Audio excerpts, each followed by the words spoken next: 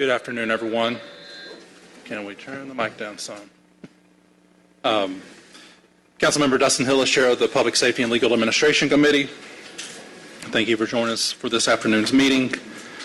I've been joined by my colleagues. To my far right, our Vice Chair, Councilmember Amos. Directly to my right, Councilmember Boone. To my direct left, Councilmember Norwood, followed by Councilmember Waits, and we constitute a quorum. We'll have to call this meeting to order. I'll make a motion to adopt the agenda. Is there a second? Second. Second by Councilmember Amos. Please prepare the vote. The vote is open.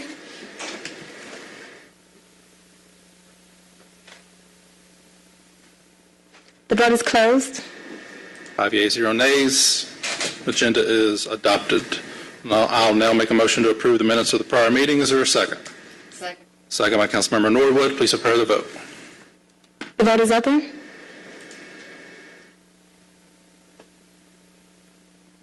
The vote is closed. 5 yeas, 0 nays.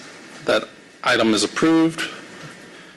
Before we get into public comment, I just want to update my colleagues and the public to some changes on the agenda. We do have an appointee that will be joining us that is here that we will take right after public comment. Then we will do an APD bi-weekly report.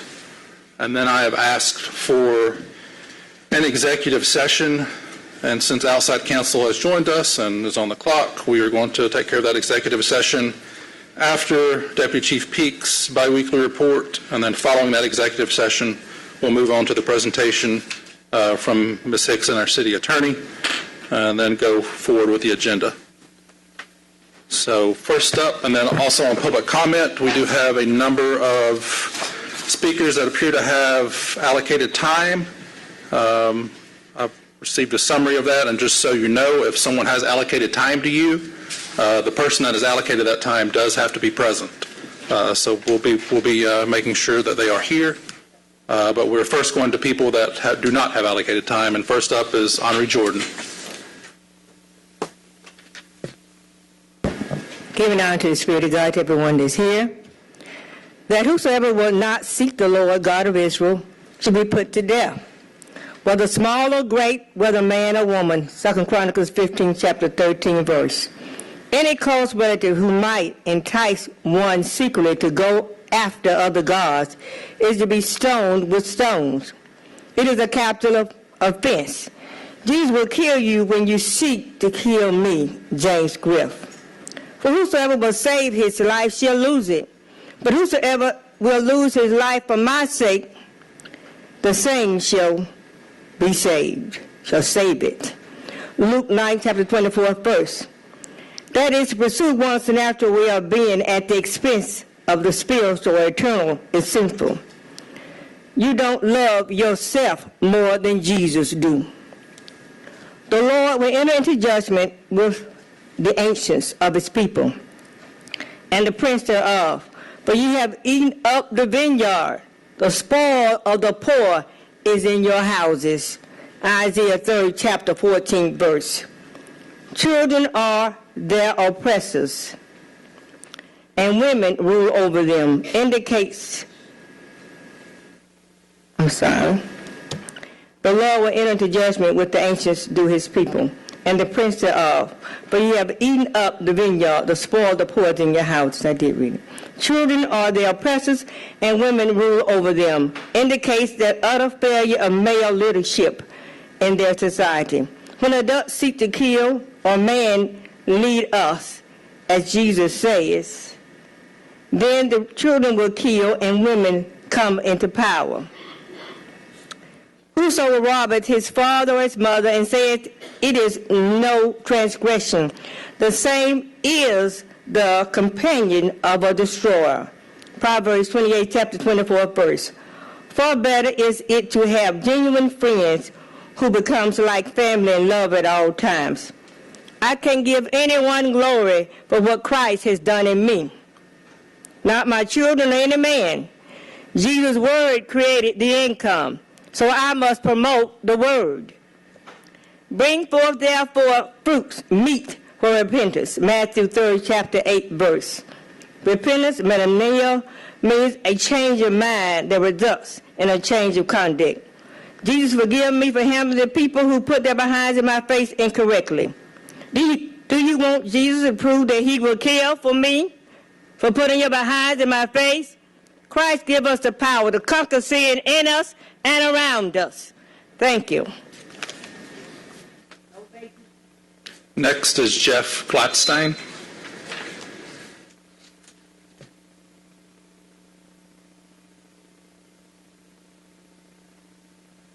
Thank you, committee members. My name is Jeff Gladstein. I'm an ordained minister, a practitioner of traditional medicine, and I hold 4 advanced degrees in traditional medicine practices. I'm here to talk about, entheogens. And entheogens, the word, actually means the God within. And it's also associated with plant medicines, with fungi, mushrooms, that have been used sacramentally as part of healing practices, religious and spiritual practices, for thousands of years. These plants, these mushrooms, have existed on our planet for over 800 million years. Research has shown that these psychoactive plants have been beneficial in the development of the human brain through 4 million years of human evolution. Many of the world's religions, Buddhism, Taoism, Christianity, Hindu, and a number of others, have mention of these sacramental medicines, these traditional medicines, as part of very powerful, very deep spiritual and religious practices. Excuse me. Modern research, which has recently been done by medical universities such as Johns Hopkins, UCLA, Harvard, New York Medical, Imperial School of Medicine in London, are showing so many benefits of these natural, traditional medicines for the treatment of mental health conditions like depression, anxiety, PTSD trauma, addiction, which we know is an epidemic, compulsive conditions like OCD, ADD, and a number of others, eating disorders, as well as end-of-life demoralization. Right here in our backyard, there's medical research being done with these special, with the compounds found in these very special sacramental plants and mushrooms to see the benefit, the medical benefit that can be derived from this. Excuse me. On a personal level, I have seen hundreds and hundreds of people, when guided safely and responsibly through the use of these medicines in areas where it's legal, see massive life transformations, healing from addiction, healing from depression, healing from trauma. And we're here to ask that you consider favorably your vote concerning our request. Thank you. Next is Josh Wayne, and we have also been joined by our colleague, Councilmember Overstreet. Welcome. Hi, everyone. Thank you to the council members of the Public Safety Committee. My name is Josh Wayne. I live in Ansley Park, and I'm coming to you today as a constituent, a lifelong Georgian, a graduate of Fulton County Schools, and a UGA double dog with a Master's of Public Health and a Master's of Social Work. I'm also here as a resident of Atlanta who connects with God directly through entheogenic mushrooms and entheogenic plants. I first used psilocybin mushrooms 11 years ago, and immediately they helped me connect with God and to the sacredness of life. It led me to a practice of nonviolence and compassion and mindfulness and meditation. This past decade has only deepened my connection with the divine. To my knowledge, as described in the bill before you, the use of entheogens as a sacrament for a bona fide religious purpose has been federally legal since the Religious Freedom and Restoration Act of 1993, and this has been affirmed in subsequent court rulings so long as the use was religious in nature and so long as the sacrament was used in a way that promoted peace and safety. Further, the State of Georgia Constitution, Section 1, Paragraph 3 states, freedom of conscience. Each person has the natural and inalienable right to worship God, each according to the dictates of that person's conscience, and no human authority should, in any case, control or interfere with such right of conscience. This has also been shown in New Hampshire versus Mack 2020, that state constitutions are often more protective of religion than federal constitutions. These mushrooms and plants are vital to my spiritual connection with the divine, and they are this way for many others around the world. I believe that the City Council should ensure that the police force does not infringe on the rights of Atlantans to practice their religion peacefully within their communities in the privacy of their own homes and their own churches. For this reason, I request that you form a study committee to ensure that our current ordinances do not conflict with state and federal religious freedom laws. I'm also grateful to the state of Georgia and Atlanta PD for respecting religious freedoms as of the recent date. I don't know of an example where somebody's infringed on these freedoms. I do have a few questions that are rhetorical and just something to think about before voting on this bill. I'd like to know how many people in Atlanta are behind bars for possessing a plant or mushroom that was given to us by God. I also want to know how many people in Atlanta use sacred plants and mushrooms to connect with God. I think it's more than you might presume. And I wonder if the city of Atlanta supports its citizens' right to worship God or their conception of God as they see fit, and not to molest them so long as they do not harm the public and safety. And finally, my last question, what would happen if a citizen were found to possess their sacrament, which an officer identifies as an illegal drug? Would Atlanta allow this peaceful citizen to connect with God, or would they take away their ability to connect with the divine and put them in jail? So I really hope that we can have the study committee to answer these difficult questions, and I really thank you all for your time and for allowing us to commune with God as we see fit. Thank you. Stephanie Johnson.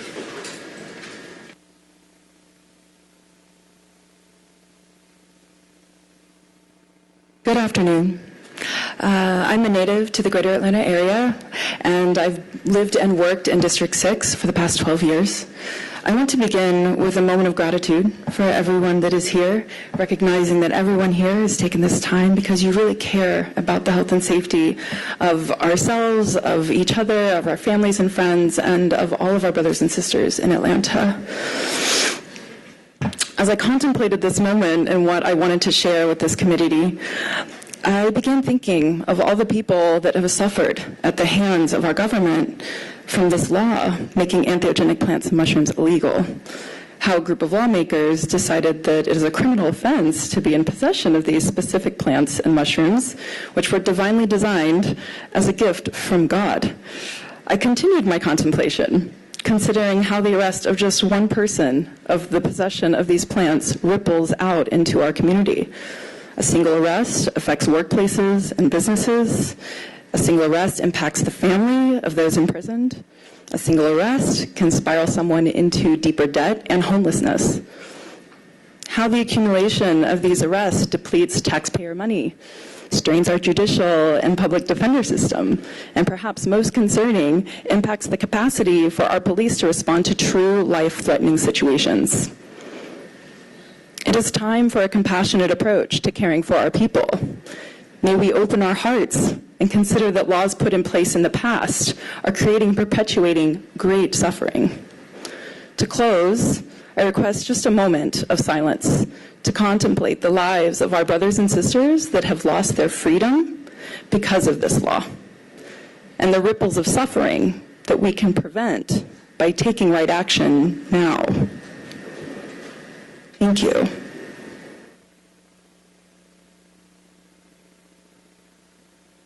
Lauren Thompson.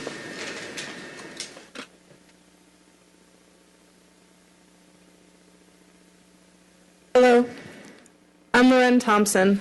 I live in Atlanta, Georgia, District 2, and this traditional medicine helped me overcome the grief and anxiety of my father's long-term illness and ultimate passing.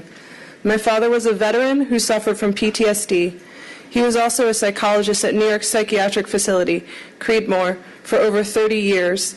His personal and professional journeys made him painfully aware of how lacking our current treatment options are. For many psychiatric disorders. I'm sure if he was alive today, he would be backing this proposal. He would often share with me promising research papers from his field, including psychedelics therapy, which has been proven effective since at least the 90s. I took up biology as my major in college, and I can confirm that the field has only grown in promise over the years. Unfortunately, my father suffered from early onset Alzheimer's and eventually succumbed to COVID in February 2021. It was so devastating to lose him to Alzheimer's, but we'd always hoped that when he went, it would be peaceful. Unfortunately, COVID robbed us of even that small silver lining. I had already been on SSRIs for years to deal with the grief and uncertainty of caring for someone with long-term illness. When my father finally passed, I found myself overwhelmed. My psychiatrist suggested raising my SSRI dose, but the change in medication precipitated an allergic reaction. I was now allergic to SSRIs, painfully withdrawing from conventional medicine, and grieving the loss of my father, all while much of the country was still on lockdown.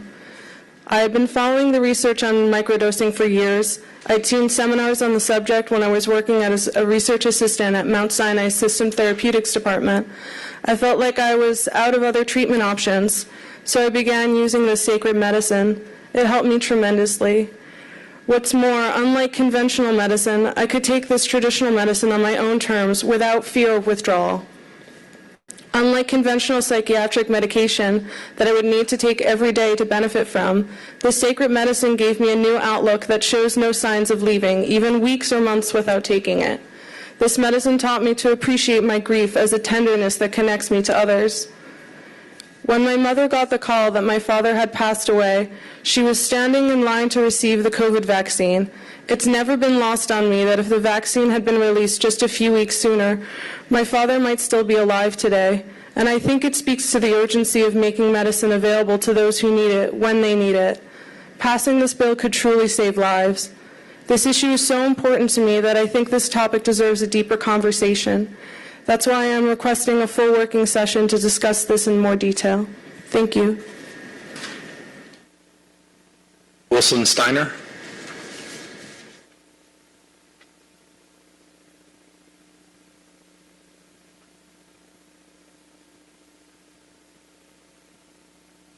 Greetings and thank you, council members. I come to you today from Lithonia, where I live with my 2-year-old son and wife.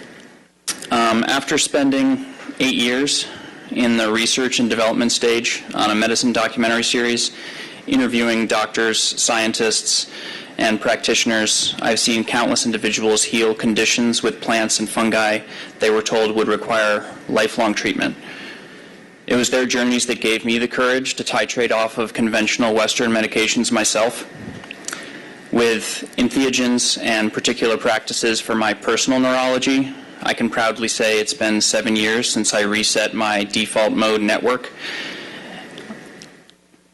and broke free of medications that dulled my experience of life to the point where I did not understand why I was alive.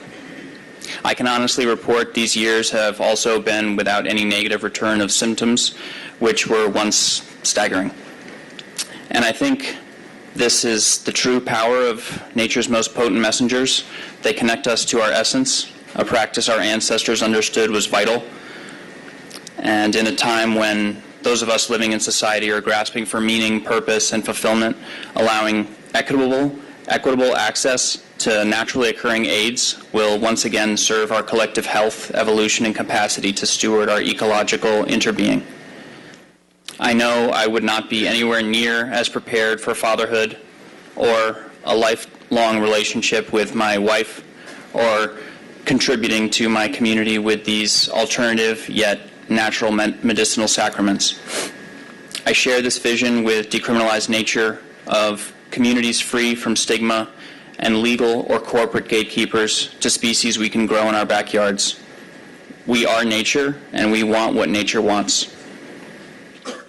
I too believe a working session would be highly beneficial. Thank you.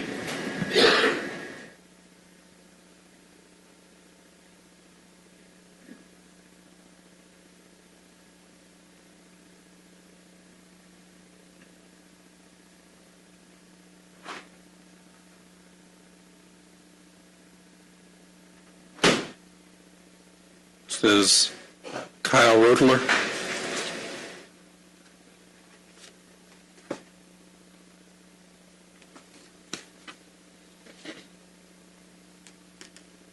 Thank you guys very much for your time. I really appreciate, especially Councilwoman Waits, for all her help.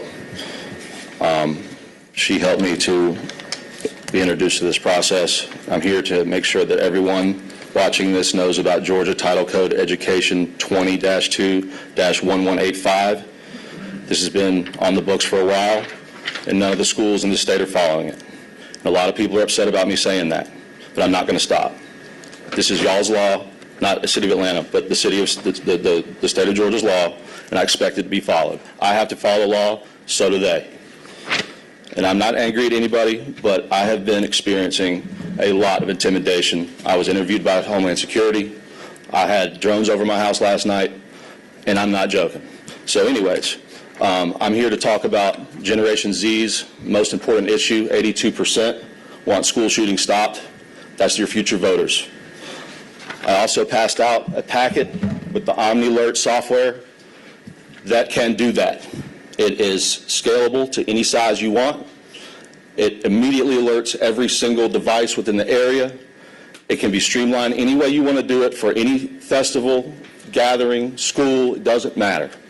And I need your help to get the resolution passed that we introduced at the City Council meeting that was urging the Georgia General Assembly to pass legislation designating 20% of the state budget or just 20% of the $5.6 billion that's in the surplus right now that's undesignated. I want some of that money for our kids and teachers. And I don't care who has to argue with me about it. I'm not going to stop.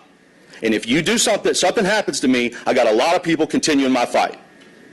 So anyways, this requires y'all to act before November 8th.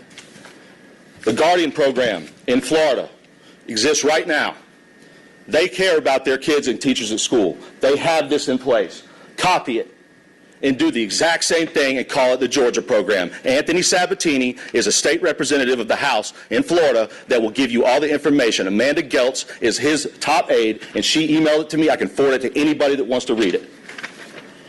It specifically says, significant risk reduction enables educators to educate and not have to act as security professionals. Our teachers are not supposed to protect the kids. They're supposed to teach. Low-cost access to major league resources, powerful selling point for new enrollments. No more homeschool. Kids will go back to class. For the trailers that are outside, I've got planters that we can put up around them that look nice to protect the trailers that are like tin cans. You're going to let these kids sit in these trailers outside because you don't want to build a big enough school, but then they could get shot at through the trailer, or a car could run through it. The community-based planning, the definition is the concept that planning must not be only representative of the actual population within the community, but must involve the whole community.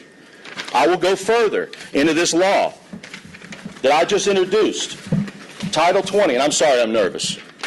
Title 20-2-1185, again, school safety plans of public schools shall, that means you have no choice, be prepared with input from students enrolled in that school, parents or legal guardians of such students, teachers in that school, community leaders, other school employees, district employees, local law enforcement, which is you guys, juvenile court, fire, public safety, emergency management agencies. This shall provide in the coordination for all local law enforcement agencies and the juvenile court system. This is not happening. So I want to know when it is. What date can we meet and form a committee where parents can be on it and we can start talking business? Because I am done watching kids get shot and teachers. Again, I'll go back to the OmniAlert software. I've contacted them earlier. I emailed every single person on your council a copy of it. I just provided you with a PDF of their company. You need to have a demo done right away. This will stop every mass shooting. It will tell you if somebody has a gun way before they get there. It is amazing. So I'm going to the Board of Education in DeKalb County today at 4:45. I would love some other people to come and support me. I'm going to the city of Tucker at 7, and I'm going to every other city council meeting that I've already spoken at, which is Brookhaven, Doraville, Dunwoody, here, and then there's 4 podcasts that are online for me if you go to the Parent Safety Alliance at Facebook. You can listen to every single part of it. And I'm going to go back to the community plans that we were supposed to be doing. A collaborative planning team, experience and lessons learned that indicate operational planning is best performed by a team. This is from DHS. The federal government has this on their website. If you guys look at this stuff, it is amazing to me that no one is at the Board of Education for the state of Georgia or anywhere else is reading this law. What are we paying them for? Why are you even there? I just want to know. And I know that people are going to get pissed off from this, but I'm already pissed off. There's 855 private schools in Georgia that have no coverage from anybody. I mean, what are we doing? I just want to know. If y'all are upset about that, tell me. Okay, there's 192 private schools in the metro Atlanta area. They have no cooperation with you guys. Why not? You need to be tied into every one of their cameras. You need to have a police car in front of every one of their schools, even if they pay for it. I just can't keep doing this. And I told Homeland Security the same thing. All of them sit in the office. I said, if you got kids in this city, you believe in this. I got every parent in this city behind me. So if anybody doesn't like it, I'm sorry. A living plan must not collect dust. Plans must critically for organization must be developed and always operational to have setbacks due to old information, ineffective procedures, outdated laws. Priorities for the jurisdiction may change over time. This plan has to be renewed annually, and it says it in this law. Annually. The one I just read to you. Thank you. Your time's expired. I love you guys. Please. I lived here for 41 years. Let's get this right. Simeon Gurgis. Sorry if I mispronounced your last name.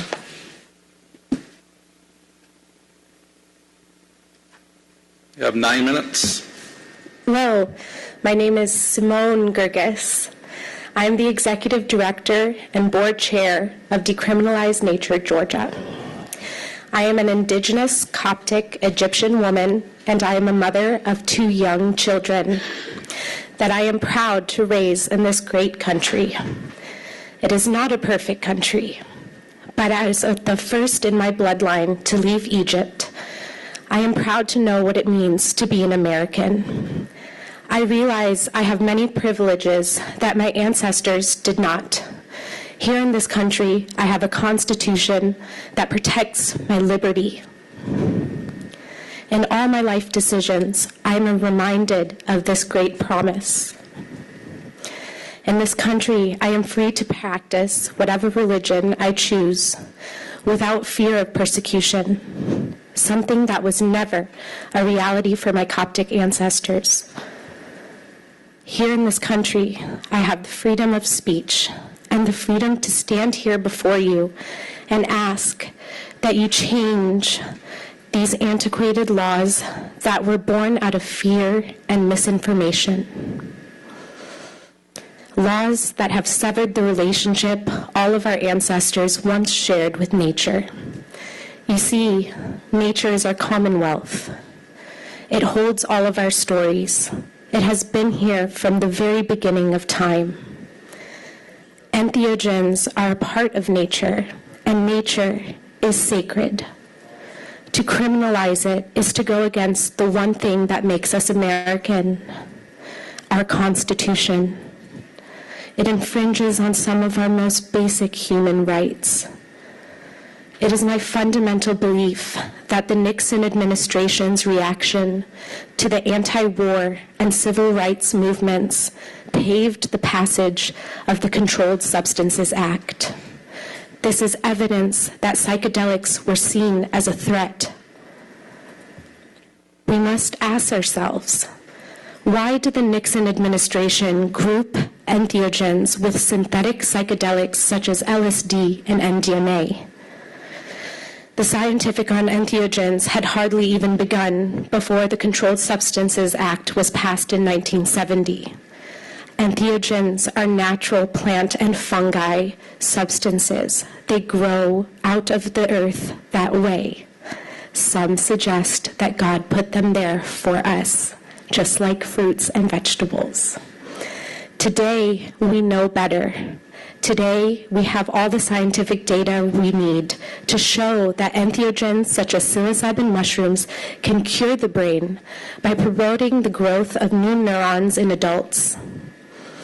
There is no other substance, synthesized or otherwise, that does this. These plants and fungi are powerful, and we deserve to turn to nature for healing in the way that our ancestors did. There's anthropological evidence that all of our ancestors from every continent used these substances sacramentally and ceremonially for thousands of years. To incarcerate citizens for their relationship with any part of nature was a step in a direction that began to deteriorate all that made us American. The evidence is clear, and now we must correct the laws. Our movement is a national movement that has been correcting legislation and to decriminalize entheogens since 2019, starting in Denver, Colorado, then Oakland and Santa Cruz, California. Washington, D.C. quickly followed suit, as did Somerville, Cambridge, and, sorry, I lost my place here, as did Somerville, Cambridge, and Northampton, Massachusetts. In 2020, Oregon became the first state in the nation to decriminalize all entheogens. Most recently, Ann Arbor, Detroit, and Fairburn decriminalized entheogens in the state of Michigan, and just last week, all entheogens in San Francisco were completely decriminalized as well. In all those municipalities, there have been no adverse effects on the community or increase in crimes related to these naturally occurring substances. We are here to pave the way to help Atlanta residents become more compassionate and healthy members of society, so together we may one day reduce the cycle of trauma. We represent thousands of Atlanta's residents and business owners. Our rapidly expanding movement is a diverse fabric of local veterans, physicians, lawyers, many law enforcement officers, scientists, therapists, software engineers, musicians, artists, and educators, all of whom I've had the personal pleasure of communicating with directly. In my time leading this movement, I have heard their incredible stories about how natural plant medicines have helped them overcome their past traumas and mental struggles. Like many others struggling in the national and local mental health crisis, they have exhausted all other traditional avenues in their pursuit of happiness. People that are treatment resistant or suicidal have found healing in the therapeutic use of traditional plant medicines.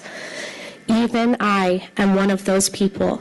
Since my high school years, I struggled with depression and anxiety. I was referred to a physician by my counselor in college. After one appointment with my psychiatrist, I was prescribed an anti-anxiety medication. This medication made me feel foggy and tired, and only worsened my feelings of depression. The medication had an extremely negative effect on my grades that semester. To combat my depression, my psychiatrist prescribed me an additional SSRI.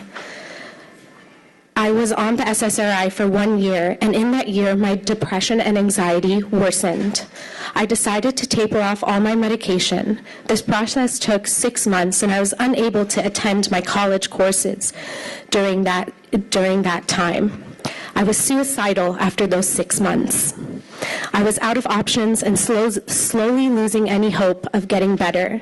I spent a year like this, desperate for a cure. Then I heard about psychedelics and the research Johns Hopkins University was doing on psilocybin mushrooms and the efficacy on depression. I started doing my own research and decided I would take a trip down to Costa Rica. There, I ended up having 2 experiences with psilocybin mushrooms that completely changed my life. During my experience, I was able to heal the root causes of my depression and anxiety. It has been 9 years without any psychiatric medication, and as a fully functioning, happy adult, I am able to fully engage in my life. I haven't stopped advocating for mushrooms since. Everyone in this room shares one thing in common. We want to heal ourselves and our community. We want to cure trauma. Atlanta residents shouldn't be incarcerated for their choices in healing modalities and traditional plant medicines that have proven very effective in treating trauma in clinical studies at reputable institutions like Johns Hopkins and Harvard universities. What's even more encouraging is that these healing plants are almost free to cultivate, making their accessibility more equitable than traditional healing modalities. You know more than anyone else how many homeless veterans live on the streets of this city. You know how many homeless addicts sleep on these streets every night, and how many of those homeless residents are plagued with debilitating mental health issues. Last Tuesday, our sponsor Liliana Bakhtiari introduced a bill to decriminalize all entheogens in the city of Atlanta. This is our chance to make a real positive change for our community, to fight for liberty and the pursuit of happiness. This is the answer to the global mental health and addiction crisis. I ask you all to consider holding your vote today and honor us with a working session where we can share all our extremely potent research and data with you, a space where all your questions can be addressed. I think the city of Atlanta deserves this, for you to consider this request and make history by voting for what's best for the residents of Atlanta. Thank you.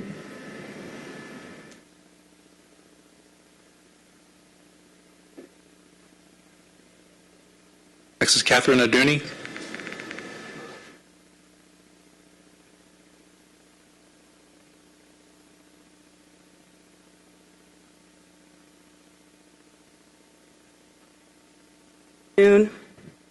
My name is Catherine Aduni, and I'm on the board of Decriminalized Nature and the mother of 5 amazing children.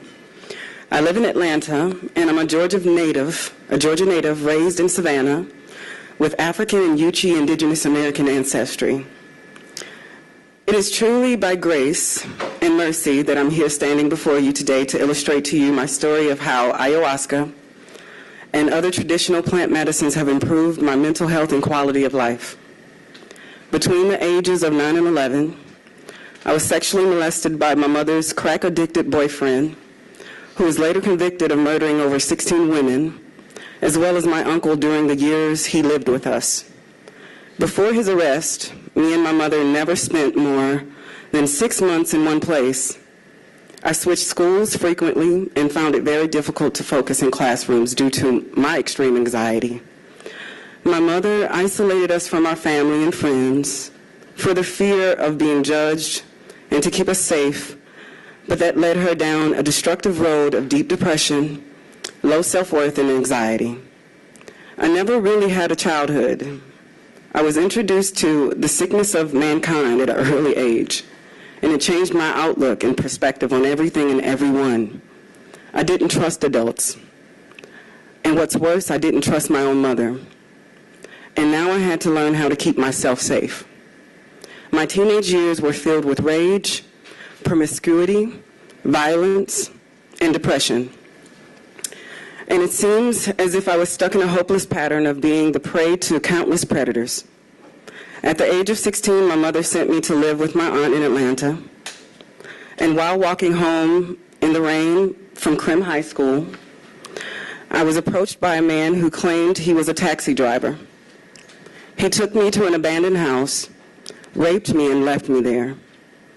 I gave birth to my first son at the age of 17. I hated the world, and I couldn't understand why God, if there was a God, would allow me to be this way, allow things to be this way. Why didn't God protect me? These questions led me deeper down the road of despair. As an adult, I was slowly losing a grip on reality. Therapy was never an option in my family.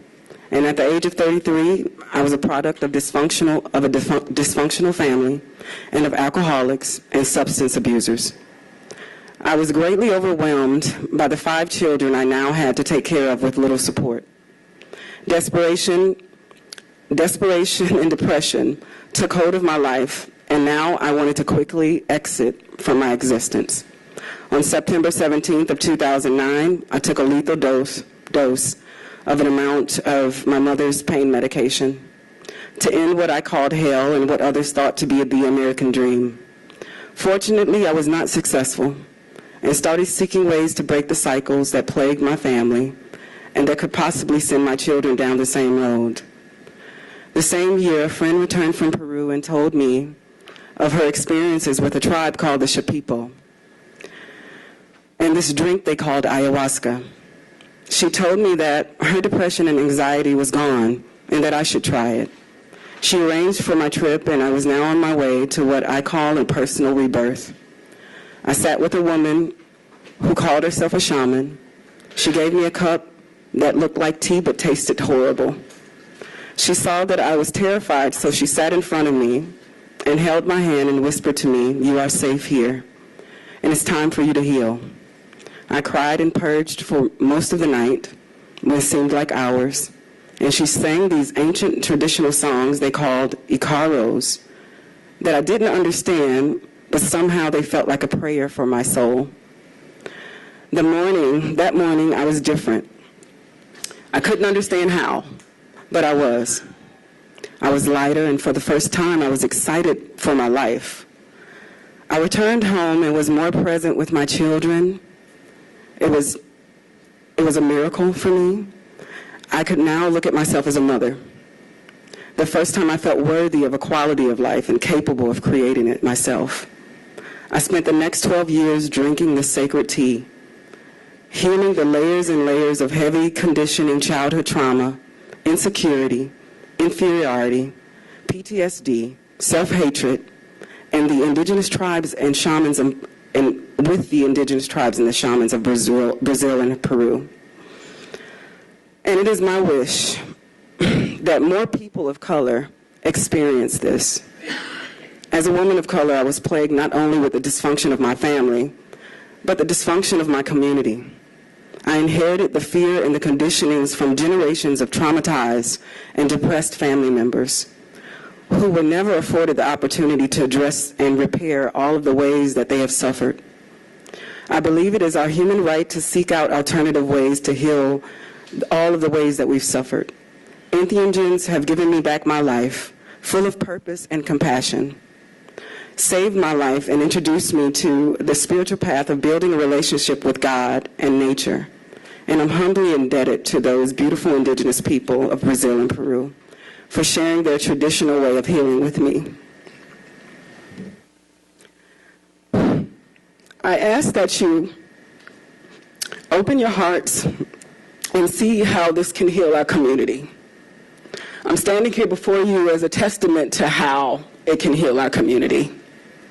I'm much more grateful for my life than I ever thought I could be. I want this for my family. I want this for my friends. And I want you to give us the opportunity to give us a working session to explain and educate to you how this could help our community.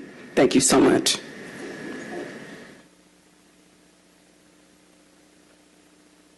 Next is Jackie Zephyrin.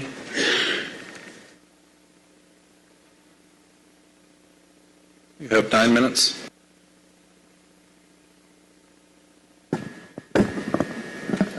To the Public Safety Committee, greetings. I am Jackie Zephyrin.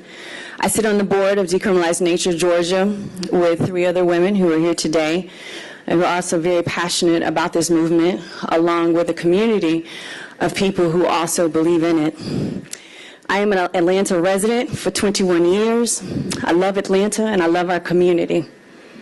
And today I am here to urge all of you to please hear us as we speak to the positive impact of entheogenic plants and fungi. There are no words that truly describe the depth of the impact of me having an ongoing 10-year relationship with these traditional sacred plants and fungi. I will try to share who I am and my story of becoming so that you may have a better understanding of how these medicines are reflected in everyday people like myself. I grew up in a small town in Alabama with a typical small town life. Walmart was considered a hangout spot. Church on Sundays, Bible study on Wednesdays, and Friday nights were reserved for football. My parents have 6 children, and I am the eldest. And I adored my role as a big sister. Our extended family is equally large. Grandparents, plenty of cousins, aunts, uncles, great aunties and uncles, and a host of community. I was closest to my maternal grandmother. She was a licensed practitioner nurse for 27 years, and whatever time she had off, she dedicated to spending that time with our family, tending to our family, the community, the church, sewing and crocheting, and sharing her beloved plants and gardens with us. She kept us well-fed and healthy. I enjoyed school from the moment I stepped out for kindergarten. My educators were my biggest advocates, and some are still my greatest mentors to date. I was a top-tier student, popular, a great athlete, and very active in my community. These experiences are the foundation that have underpinned even my current successes. Around the age of 20, shortly before graduating from college, I began to question my beliefs about life, humanity, spirituality, and how we're all connected. Drinking or doing drugs hadn't ever interested me, but hiking began to deepen my quest to further understand our human nature. And sitting amongst the trees, I began to get to know myself.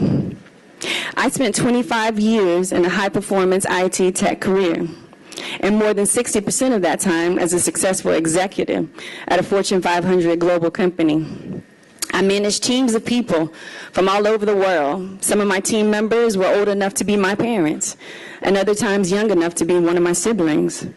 I intuitively knew early on in my career that maintaining my well-being was paramount to keeping the pace of a high-demand environment. So I ate organic foods. I continued with no drinking, no drugs. I took at least a month off every year to travel somewhere new. I danced for hours on end. I hiked many nature trails. I began practicing yoga and completed a massage therapy program that focused on mind, body, spirit alignment, all while maintaining the demands of my career. But nothing could have steadied me for the deep, dark depression that struck me in 2008. A depression triggered by an abusive relationship that left me physically traumatized and completely financially depleted. As I was plummeting from this experience, the trauma of sexual abuse that occurred during my childhood began to surface. I was suffering quietly and quickly declining. Weeks would pass with me without leaving my apartment, and if I did happen to leave, I struggled to recall how I'd even gotten home. I was unable to focus at work and would have been fired had it not been for my successful track record thus far. I did not eat or sleep. My long natural hair shed and my frame was reduced to about 120 pounds. I looked like a mere shadow of a person I once knew. Loved ones looked at me with concerned eyes, so I completely removed myself from social interactions. Most often, I was home alone with all of the lights off, lying on the floor of my bedroom closet, crying myself to sleep. Life had seemed to be filled with many blank spaces. Eventually, I found myself lying in an empty bathtub. At the time, it seemed rational that I wanted to take enough pain pills to allow myself time to sleep for a few weeks, or maybe just sleep long enough that when I woke up, the situation would have passed and all would be well again. But I woke up the next day, and my situation was still the same. And it was only after my parents staged an intervention for me that I began to seek help. I went to psychotherapy weekly. I had an in-home yoga instructor weekly. I had massages weekly. And it was about 9 months of doing this regimen that I was finally able to be a bit more present, meaning I could actually recall my interactions for the day. And I was no longer on the brink of losing my job. I was no longer a shadow of my former self, but I was not far from being a shell of a person. I continued doing all of the wellness things so that I could survive. I even confronted my childhood abuser and was offered a very sincere apology. Yet I was still very hurt and angry and resentful and confused by the experiences and grappling to come to terms with the trauma of not only the recent abuse, but even the childhood abuse. And then I found ayahuasca. And what I experienced in one ceremony went deeper than years of therapy. The guidance these intelligent, sacred plants provided was uniquely designed for me, and yet so subtle and so practical that I initially questioned if it were worth me even doing. But I was vulnerable enough to try, and each time I followed through, my outlook and perspective began to radically shift. I was more transparent in my sharing of my vulnerability and my truths. I was more focused and intentional about shaping my life. In addition to my IT career, I became professionally trained as an executive coach. I didn't share my experiences with ayahuasca in the professional or work settings, but my colleagues and associates, they noticed a difference. They sought me out as a personal coach. Other projects hired me to help their executives to become better leaders. In parallel, as I continued to work with these sacred medicines, others that were also going through the journey sought me out as a coach so that they could have a better integrated experience once they got home. 6 months ago, I officially left my corporate job, and as they say, I've been living my best life. My goal for the next chapter of my life is committed to uplifting the community with tools and resources so that we can all find our path to wellness and wholeness. I'm very grateful that I have the resources that afforded me to travel to Peru to sit in the traditional ceremonial way with some of these sacred medicines. Most of my community, and when I say my community, I'm talking about my black and brown people. They will never have the resources.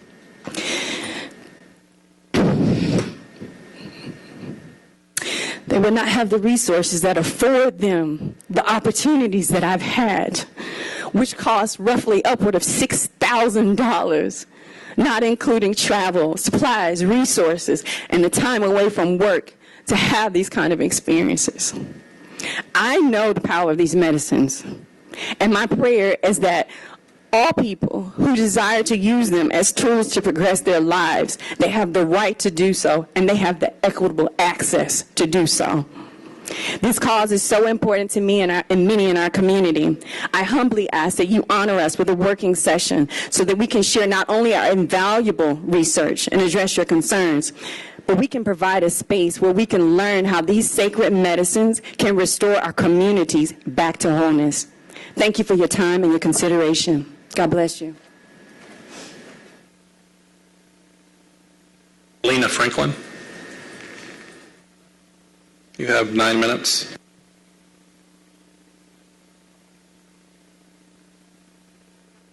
Greetings, council members. I'm grateful to be here. I'm Lena Franklin. I'm an ordained minister and a psychotherapist. I've been practicing in Atlanta for over 12 years. And in my own journey, I've had the tremendous opportunity to be in communion with this traditional medicine, with the medicines that have healed me and so many of my clients. I'm the daughter of a psychologist, a man named Ben Franklin from Marietta, Georgia, and a Vietnamese Buddhist mother. My whole life's journey and my life's work is an embodiment of bringing ancient traditional medicines here to the West, and I'm deeply honored by this calling. As a young child, I witnessed my mother, who immigrated to the U.S. in '75, experience so many symptoms of PTSD. As her journey unfolded in Vietnam, she witnessed many of her family members killed right in front of her. She grew up in poverty and was the only one in her family who had the courage to come to this amazing, amazing country. And with that, she did her best to raise my sister and I in a loving home where she taught us meditation and deep spiritual practices. And in that same breath, she truly struggled to feel safe within her own body, within her life, because of her symptoms of PTSD. And now my mom did not have the opportunity to be with these traditional medicines, but many of those dynamics landed within me. And through the journey of my own life, I experienced severe depression as a teenager, anxiety, and that carried with me into my adult years. I was guided to get my master's in social work at the University of Georgia and embark on a healing journey to be of service to others. My mom suddenly passed my first year in grad school. She was 57. Her mother, my grandmother, and my great-grandmother on my maternal side all passed in their 50s from strokes. This was an ancestral dynamic based in survival, based in trauma, based in poverty. And through my own healing, I was able to see that these dynamics can end. They can be healed. And through my own healing, my own journey, my experience with psilocybin mushrooms and ayahuasca, I was able to release so many of the entrenched traumatic dynamics that I internalized as a child because of my empathic nature. I was able to connect with my mother in a spiritual sense beyond what my cognitive mind could do. I found a level of internal happiness, stability, and expansion beyond my wildest dreams. And I was deeply called and guided into this work with others.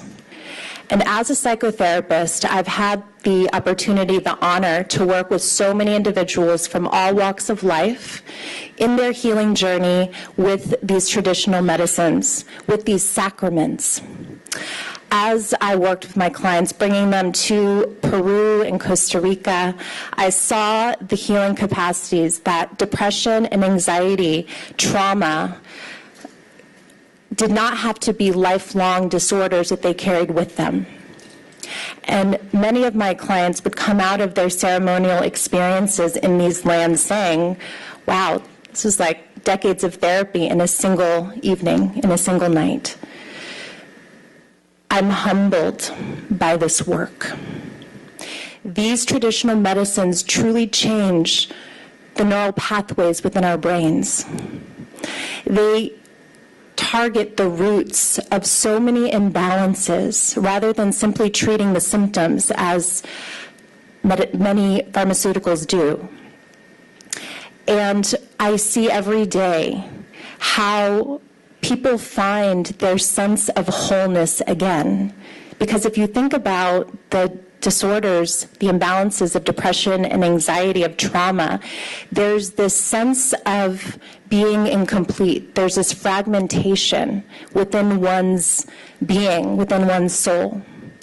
These traditional medicines journey us back home to who we've always been, back home to our sense of connection with God, with something outside of ourselves that truly English words can't explain. But as we come home to ourselves, we also come home to the heart of humanity. And we have this ability to bring ourselves back to what is real and true, and that is love, that is compassion, that is healing, that is working alongside one another as brothers and sisters in order to really create a better world and a deep connection with our incredible planet, Mother Earth. And these traditional sacred medicines, these sacraments, come directly from her. And so I stand here in gratitude for the work that I've been called to do in this world, globally. And I request that you tap into your own heart. You tap into your desire for humanity to come together. You tap into an inspiration, perhaps that's greater than yourself, whether you call that God, divinity, interconnectedness. And you consider deeply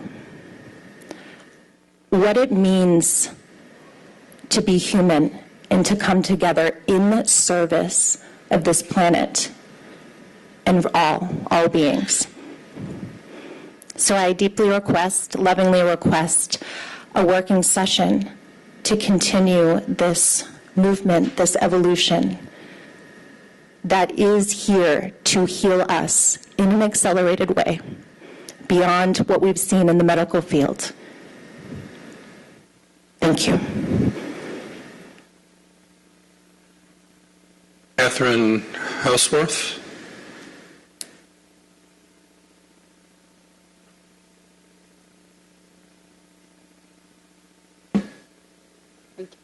Good afternoon. I'm here to speak today because I feel strongly called to spread awareness about the use of plant-based medicine in mental health and to advocate for decriminalization. I'm dually diagnosed with ADHD and complex PTSD and have battled anxiety and depression for my whole life. Despite this, as a driven perfectionist, I graduated magna cum laude from Georgia State University and built a 10-year career as a commercial credit analyst. I was always recognized as a top performer, and I never imagined losing a job. Personally, I got married in 2014, and I have a wonderful husband and 6-year-old son. I saw myself as someone who had overcome a lot to build what I had. In early 2021, my son was diagnosed with autism after having previously been diagnosed with epilepsy. In response to this, I fell into a depression. I had been taking a small amount of psychiatric medication prescribed by a family doctor for a long time, but was then referred to a psychiatrist who put me on multiple new medications. Shortly after, the bank I was working for and thoroughly enjoyed went through a stressful acquisition. I began having panic attacks multiple times a day, and the new psychiatrist increased these drugs over and over until I was on high doses of 6 psychiatric drugs by late summer 2021. I later found out multiple prescriptions were well above FDA recommended maximums. Unfortunately, at some point, I lost the ability to advocate for myself, and I trusted my doctor that one more pill or another increase would be the magic solution. I only got worse. I became completely non-functional, and my husband was afraid to leave me alone to even go to the store. I was living my whole life in an exhausting state of fight or flight. After having a panic attack in front of my son, I told the new company I needed leave due to my panic attacks or I would have to quit. The team I had been with advocated me, and I was approved for 30 days of leave. Unable to find an IOP program with availability and within my insurance, my panic attacks continued and escalated with suicidal thoughts and self-harm. My doctor then requested an extension, and in response, the HR department of the new company promptly terminated me, worsening my condition. I listened to my doctor, and I went to counseling. I did everything I was supposed to do within our current mental health care system, but it was not enough to prevent me from losing employment. In fact, it more than likely caused it. In the spring of 2022, after multiple second opinions, I began dropping down on the psychiatric drugs and returned to a small amount of medication. However, the pain and the shame from the reactions I had to these psychiatric drugs and what my family went through left lasting scars. In the spring of 2022, a licensed EDMR counselor saw the need, and I was legitimately referred for psilocybin therapy. In July of 2022, I went through a single integrative psilocybin therapy session. We set intentions to find love for myself, prioritize and focus on my family, and for the medicine to show me who I truly am. My session went to the heart of my intentions. I truly believed that I hated myself to my core, but I learned that was all conditioning passed down from my parents, and that I do love myself. I learned that I don't have to justify myself to anyone anymore, and that I can consider myself healed and healing at the same time. That was almost 2 months ago, and I haven't had a panic attack since, nor have I experienced clinical depression. I used to have 2 options when triggered: automatic fight or flight. Now I have a choice, and I can decide to do neither because they don't serve me. Habits and behaviors that aren't in my best interest are being replaced with healthier habits and lifestyle. I no longer have to numb myself out because I see the beauty in the world all around me. Even on a bad day, I can show up now and be present with my son so he can have a great day. My relationship with my husband has dramatically improved, and he is now advocating for decriminalization alongside me. I realize how truly blessed I am, and I can watch my son overcome obstacles and see my success in that rather than in titles, salaries, or performance reviews. and I am now starting to reach out to old colleagues with new confidence. After what I experienced, it seems people feel comfortable sharing hard experiences with me. And I'm seeing parallels all around, such as a friend and single income earner for a family of 5 out of work for nearly 2 months now due to panic attacks while testing out different psychiatric drugs. I have another friend whose teenage daughter is suicidal and self-harming. Trial and error with psychiatric drugs, what I consider hard drugs, can be extremely damaging for many people. I listened to my doctor and I got no benefits, only dangerous side effects from these drugs. In contrast, I've experienced no side effects from psilocybin therapy, and I now feel better than I ever have in my life. My husband would tell you we don't see many signs I even have PTSD or ADHD anymore. Today, I get to be the mother and wife that I always wanted to be. Your time has expired. Our clock has stopped working, but your time's expired for a while. Thank you. This is why decriminalizing ethnogens is so important to me. Thank you. I'm going to have to reboot the system, but I will be timing on my personal device until that timer gets back up. So next is Chloe West with 6 minutes.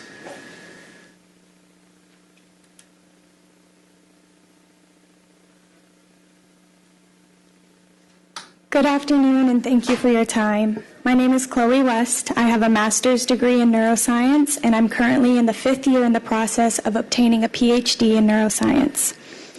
It is my full-time job to research and understand how entheogens affect the nervous system and behavior. These entheogens, such as psilocybin mushrooms, are natural substances that, when ingested, produce temporary altered states of consciousness. Today you have heard the incredible stories of people whose lives and mental health have been transformed by using entheogens as traditional alternative medicines. I am here today to provide you with the scientific evidence that supports their stories. I will provide you with a brief summary of the scientific community's current understanding of the effects of entheogens on mental illness, as well as their safety and risks.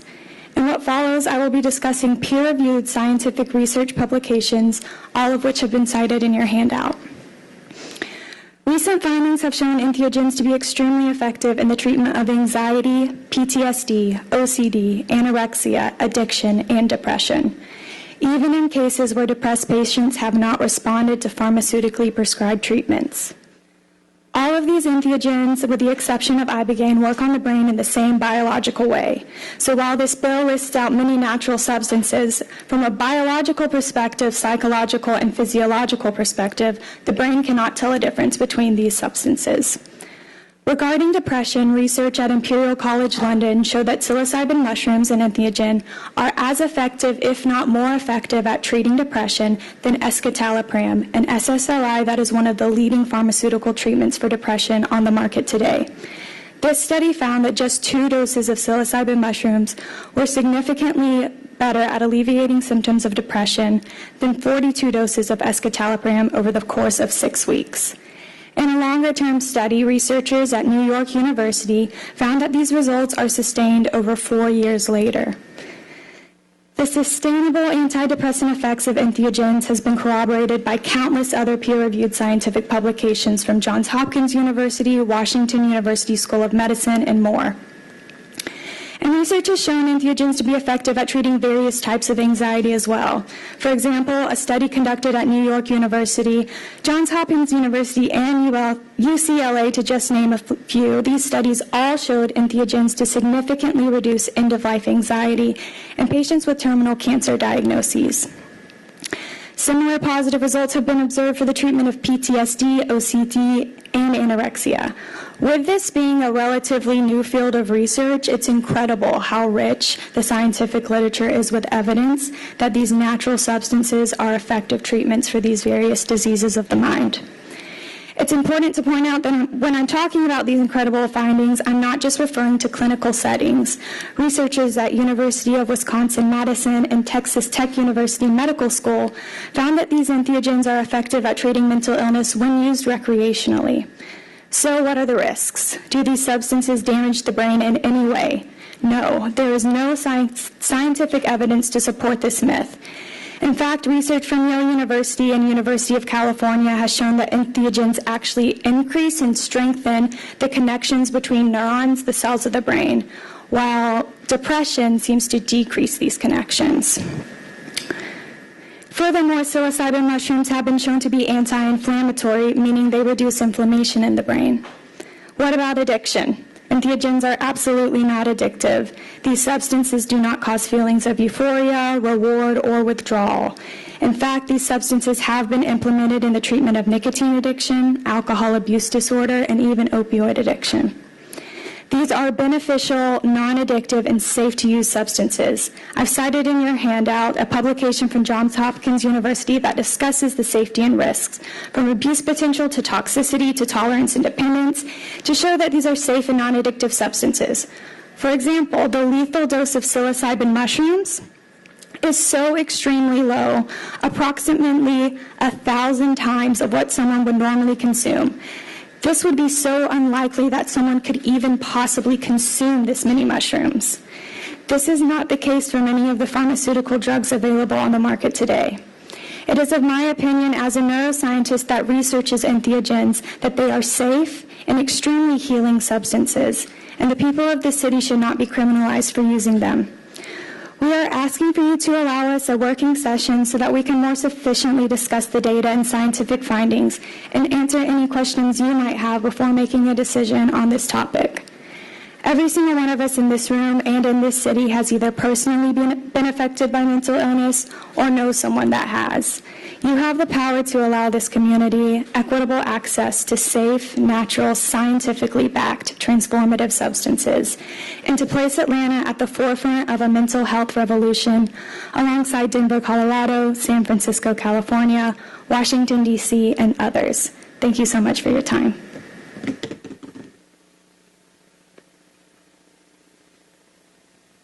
Councilman Overstreet has a question, clarifying question for you.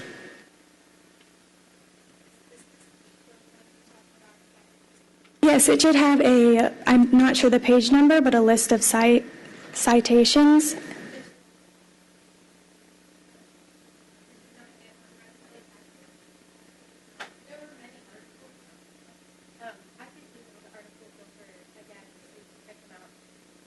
Thank you. Thank you. You have the clock working again yet? Okay. And also acknowledge we've been joined by our colleague, Councilmember Bond. Next up is Igor Lekmus. For having me. My name is Igor Lekmus. My family defected to the United States from Russia in 1975. I grew up in the South Bronx, where I got in a lot of trouble and got befriended by a couple of New York City police officers. They changed my life around, and in 1985 I became an American citizen. In 1986 I became a police officer in New York.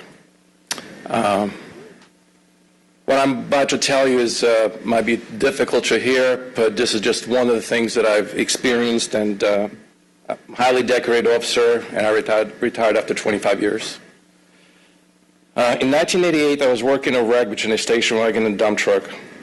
Both vehicles were on fire. The truck driver was burning alive as we pulled him out of the truck. His nose and ears already melted off when we dragged him away from the fire. I then went to rescue people in the station wagon, only to find both front passengers were dead.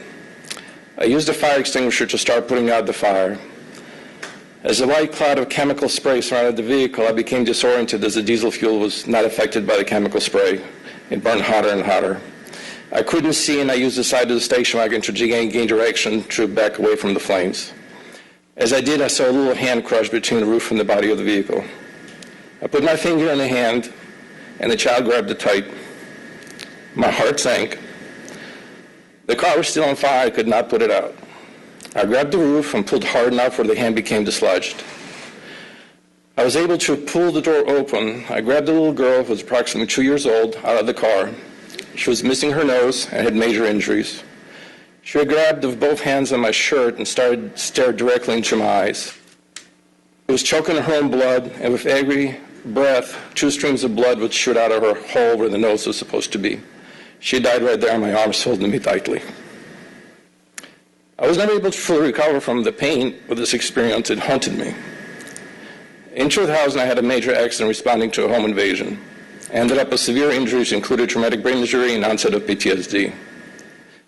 I retired in 2010. I started additional brain therapy in 2011 to 2013. I physically recovered from the injury, but carried the emotional trauma of PTSD with me. In 2019, I had another accident when the truck I was driving was hit by a vehicle causing a rollover, causing another traumatic injury. This time I also developed several autoimmune disorders from severe brain trauma. I was diagnosed with post-concussion syndrome, required brain surgery, ended up with Sjogren's disease, mixed tissue disease, Raynaud's, and fibromyalgia. I started getting horrible flashbacks, ended up with severe depression and anxiety.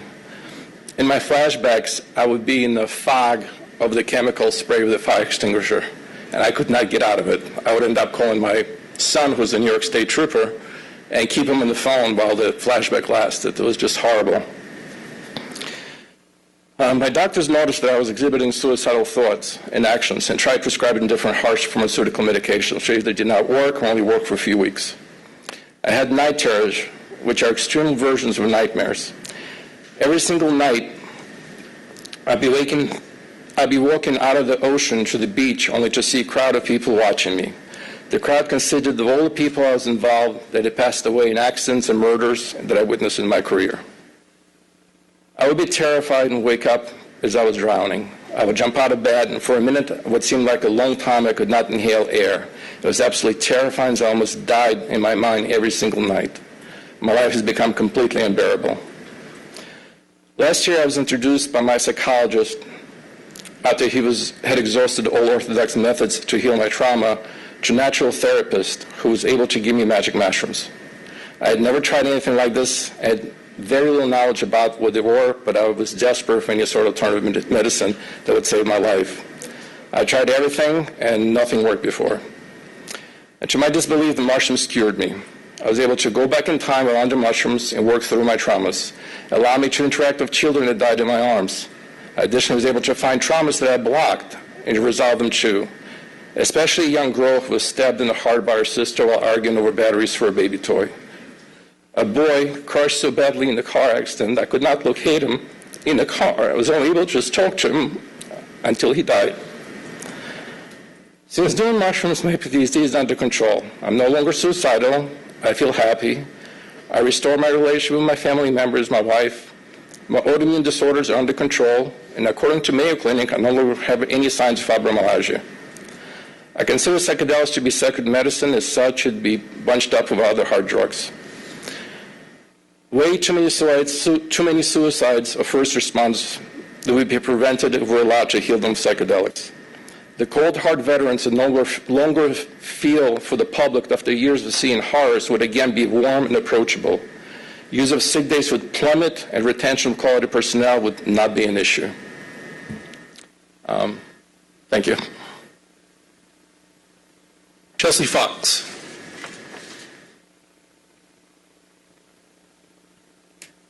You have 6 minutes. Committee, thank you for having me.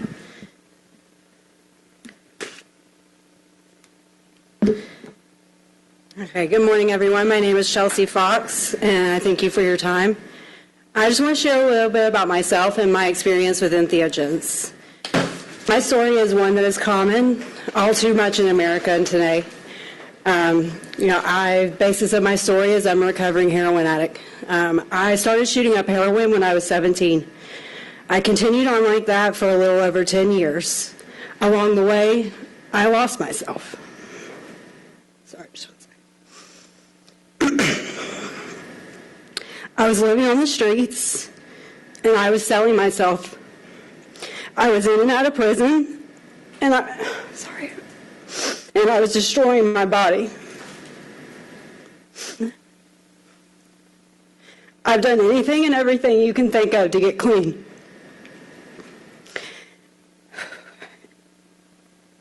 After rehab, NA and countless sponsors, inpatient programs and outpatient programs, therapy of all kinds.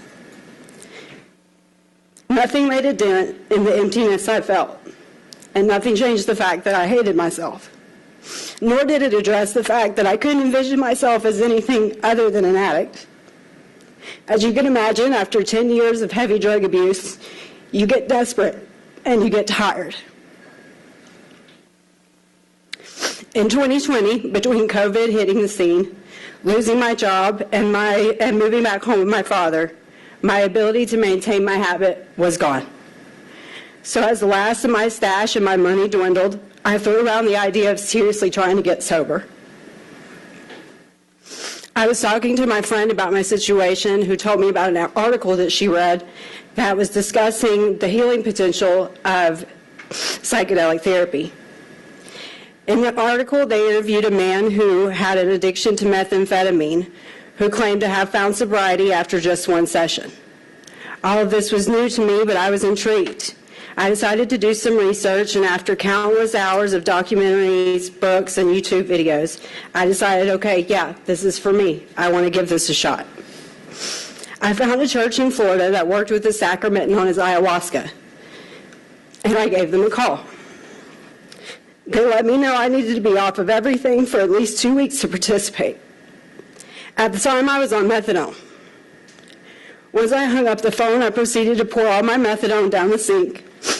The commitment had been made. I went through 10 days of absolute hell. I flew to Florida, and I had my ceremonies, just 3, over 1 weekend. And I won't go into too many details about that experience, but I will tell you I've been clean and sober ever since.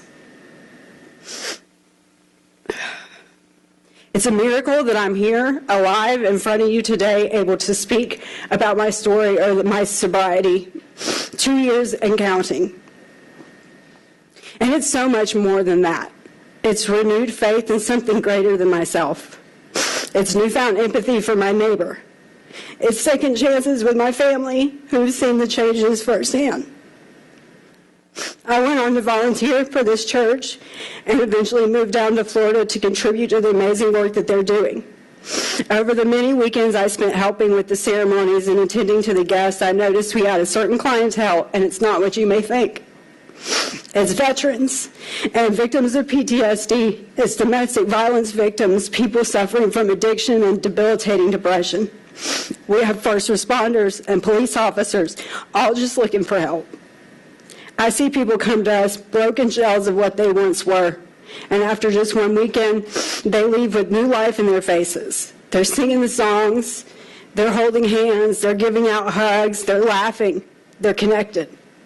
I ask you to really give this bill some consideration. Give us the working session, because if this hadn't been an option, I don't think I'd be here alive today.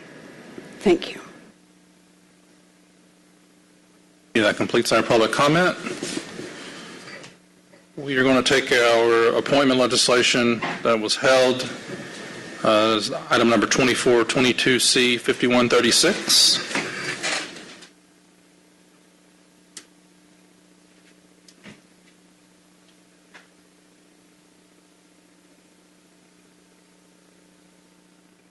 A communication from Christopher Leitner, President of Atlanta Bar Association, submitting the appointment of Ms. Jenna Lee to serve as a member of the Alcohol Technical Advisory Group, ATAG 3. Ms. Lee, come up to the podium. Tell us a little bit about yourself, your willingness to serve. Hey, good afternoon. My name is Jenna Lee, and I'm an attorney at Troutman Pepper, and have worked for a number of years dealing with alcohol ordinance issues and in my practice, and would be pleased to serve on this committee, All right, on the thank you. advisory committee. Any questions or comments from colleagues? All right, I'll make a motion to approve. Is there a second? Second. Second by Councilmember Amos. Please prepare the vote. The vote is open.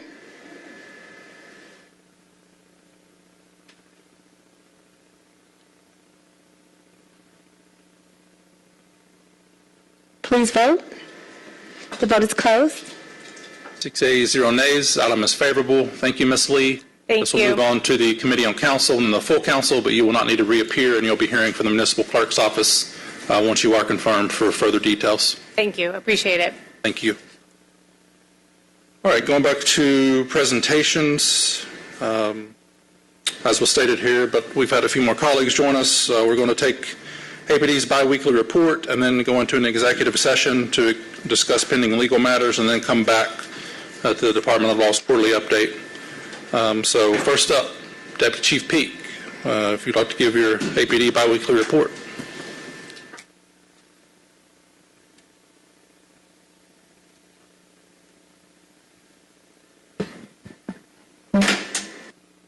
Good afternoon, Chairman Hillis and all of the esteemed members of Atlanta City Council. We certainly bring you greetings on behalf of Interim Chief Darren Shearbaum as we prepare to move forward with our biweekly update this morning.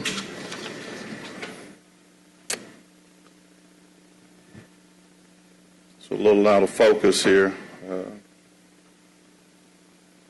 There we go.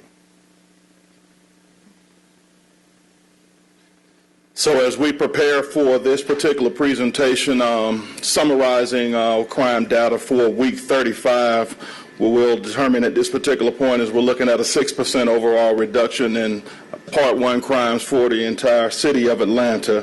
What it basically shows is we keep our focus constantly on our violent crimes, which are generally impacted by gangs, narcotics, and those are the two. Guns, gangs, and drugs is where we really and truly focus to drive that number down. You'll see this particular week we were actually had a 40% reduction for the week, although in the 28-day there's a 73% increase, which is 19 versus 11. What we find in those particular cases is no different than what we've dealt with in the rest of this earlier part of the year. Issues to where there are acquaintances having disputes and they're escalating into gunfire. When we look at the year-to-date, we've brought that number all the way down to a 5% year-to-date at this particular point, 115 versus 110. And even as we speak now, that's not a part of this actual presentation, that percentage number has decreased to 3%. So we're certainly heading in the right direction to reduce our violent issues within the city, particularly as it pertains to homicides. Additionally, looking and honing in on our aggravated assaults, we see an increase of the aggravated assaults. It runs synonymous with the actual homicides themselves, to where there are not stranger-on-stranger crimes, but there are crimes where people know each other. And with that 19% increase for the week, we want to focus on the 28-day, which is a longer pattern, 4 weeks, and then we look at that 28-day versus the previous 28-day. We have a great trend in place where we're looking at a 19% decrease, with that actual raw number being 222 for this period in time versus 273. So that was 50 crime numbers that were reduced on that one, and that puts us at a 1% up for the year. So we believe with the actual crime plan that we have in place right now, that we'll be able to affect those violent crime numbers and continue to drive them down. Of course, we're still always wanting to work with all of our other entities to really and truly make an impact, be it if it's going to be our houses of worship, as well as the violence reduction team, so that we can really put our heads together and join in partnership to drive those numbers down. The other number that I really want to bring to you as a focus is the larceny from autos. So we've had a 16% reduction for this particular week, and then we're having a 2% increase. We're really and truly putting our heads together to really drive and focus on those larceny from autos, because what we see with those particular crimes is that although it's just a car break-in, when people are challenged with those particular issues, they have the propensity to escalate quickly, because most individuals are breaking into cars, looking for weapons, looking for electronics and those particular things. And so what we've found historically is that even as we see our youth, they're generally armed, and oftentimes they'll end up pulling weapons and firing them at citizens as they are stopped in the midst of doing those crimes. So we're really putting a lot of focus on that, and we've had some significant arrests recently to deal with that, and so we'll continue working with the district attorney's offices to ensure that we get the right sentencing and trying to partner with them to present the best cases in court. What we're seeing really and truly is the juveniles that are really being involved in our young adults to try to deal with that. They're generally utilizing stolen vehicles or other means to get into our neighborhoods, which is why we constantly drive that clean car campaign, because what ends up happening is we just want to ensure that we don't make our neighborhoods the place to shop for larceny from autos. And that's where we are with our overall crime. Again, 6% for this particular period, but as our most recent numbers, those numbers are decreasing. Next chart here really just shows really and truly a breakdown of the crimes within the city and what percentages are represented. So as we look at the makeup of the 100% of crime within the city of Atlanta, we notice with violent crime, homicide accounts for less than 1% of all of our crimes. Although it's a critical thing, it's a critical crime that we have to really and truly focus to drive those numbers down. But homicide, 75%, rapes, 0.6%. So those are very, very small numbers. And what we see in the rapes, that they're just simply issues where people know each other, they're going out, they're hanging out, their social media dates and different things like such, and it ends up going too far, and then we get the report. Oftentimes we won't have a victim who will choose to go forward with prosecution, but in those cases where we're able to identify, we do all that we can to bring resources to those victims to try to ensure that we meet them where they are, and if we can get a successful prosecution, that's exactly what we want to do, especially if it's something we're always looking to see if it's tied to another particular case to ensure that we don't have anyone out preying on our young people. Additionally, we look at aggravated assaults at 15%, but the number that we really want to focus on again, because this is the largest single most category for all of our crime with the city of Atlanta.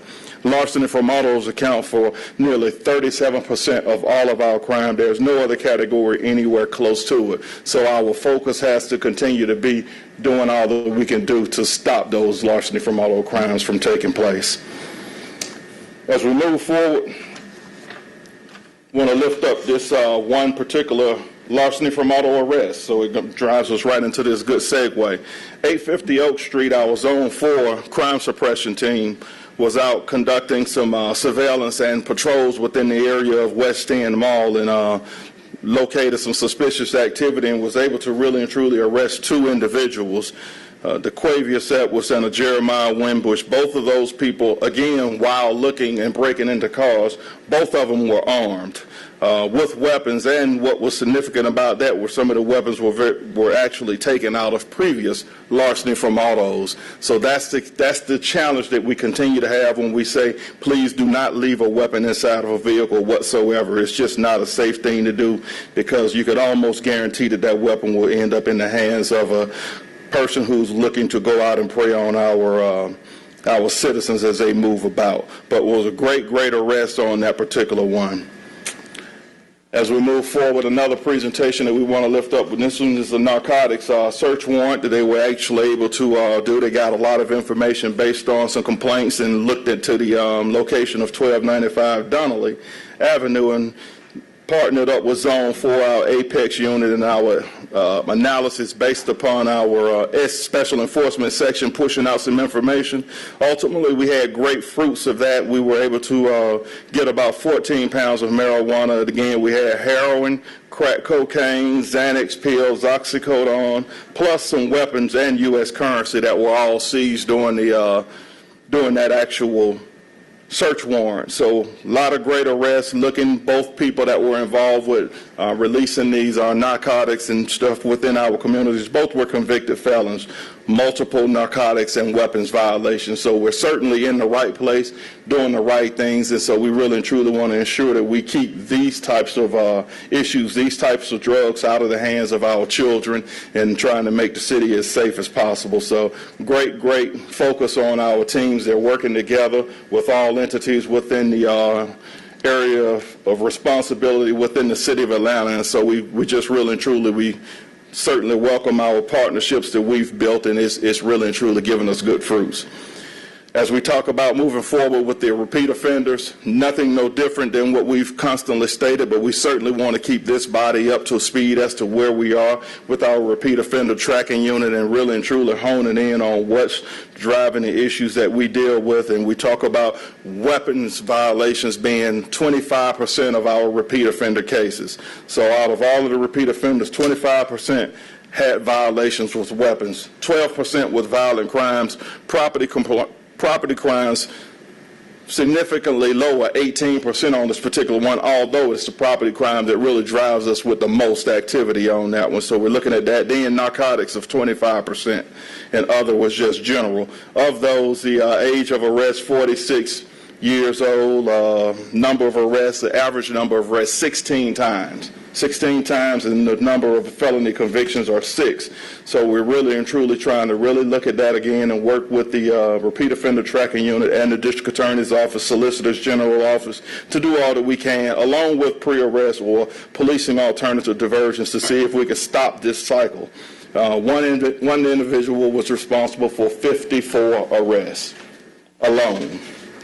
So enough of the bad news. So we're looking, this is one of the community initiatives that we partner with Parks and Recreation to do last Thursday on the 8th, Popsicles in the Park, where we were able to actually get a vendor out based on the city to come out and have the popsicles and bring community people together, a lot of children, and so we brought our mounted patrol and other entities over into Rodney Cook Park so that we can really have a great event. If you look, the young lady right there that's engaging everybody with arm wrestles, she's a very strong little girl, so I think she beat the whole entire police department, me included.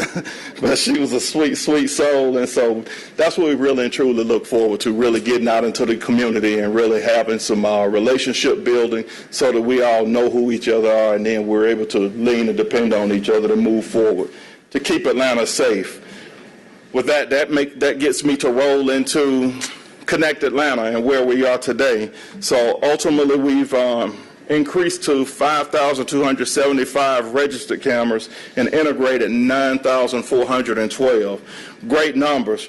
What does that mean? I think back in early July, the numbers were, based on July 11th, the numbers were at 1515 and 3520. So ultimately, we've had an increase of 5,035 cameras, either registered or integrated into our real-time crime tracking center.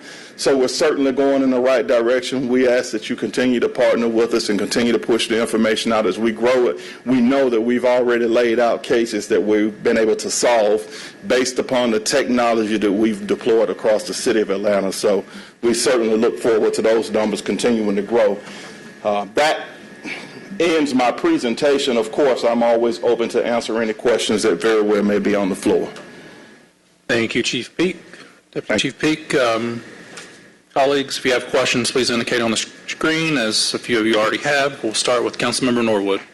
Yes, Deputy Chief, audience here, we've all listened to your heart-rendering stories, and so I asked the Deputy Chief, while you were relating your stories, to let me know and let us know of the recent incidents and how many there have been, where people have been. There has been interaction between the police department and anyone with the substances that y'all are referring to. And so, Deputy Chief, if you would just let us know what you're hearing. Now, this is not a debate. We're not going to go back and forth. If anyone in the audience has additional information for us, please let our staff know, and we will certainly continue it. So this is not starting a work session, but I thought it would be very helpful for all of y'all to hear what the chief was able to find out in just a few minutes.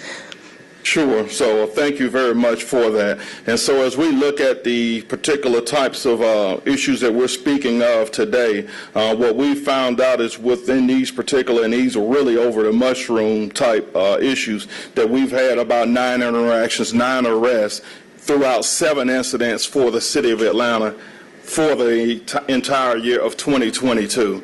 What I'll tell you is that we recognize it to be a Schedule I drug based off the Substance Control Act, which is governed by the federal government and DEA's responsibility to really provide that intel to it. So that's what we do based off of that, but what I'll tell you is that we generally don't focus on anything specific other than when we get community complaints about specific activity, then we will conduct investigations to move forward, and whatever we get based off of that is what we present to the courts to move forward. Okay, now what I understood in our conversation on text was that it was not targeting that it was in combination with other drugs or combination with a stop that was precipitated by something else. Correct. That those were not instances where you were going out for that particular drug.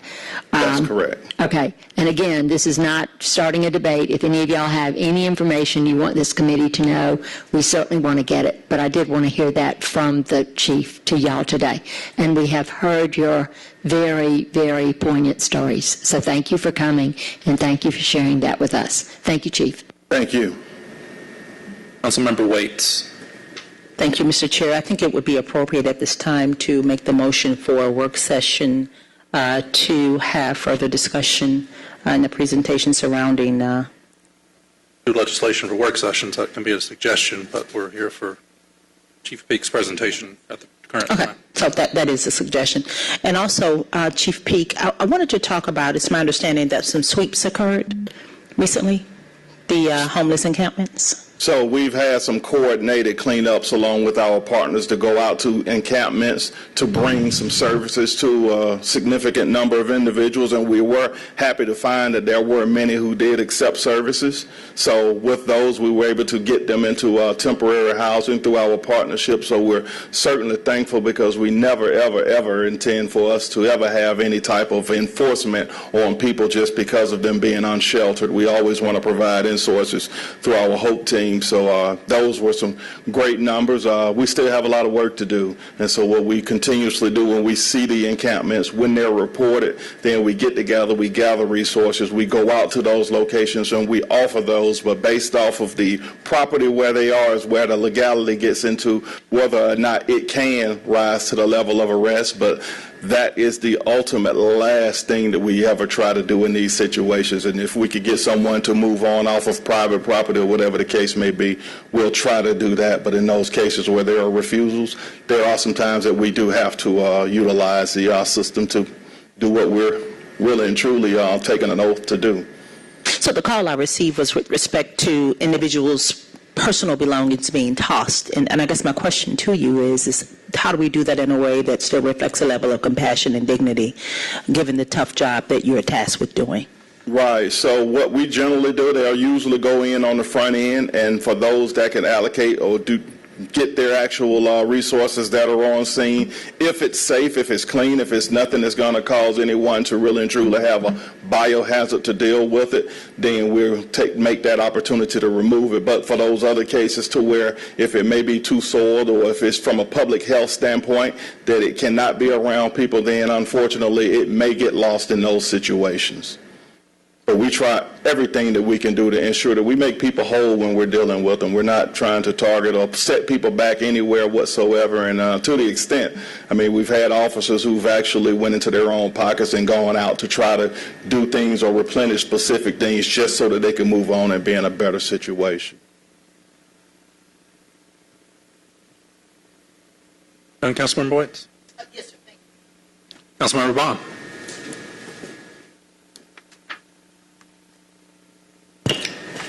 Thank you, Mr. Chair. Thank you, Chief Peak, for your presentation as always. I just had a couple of questions.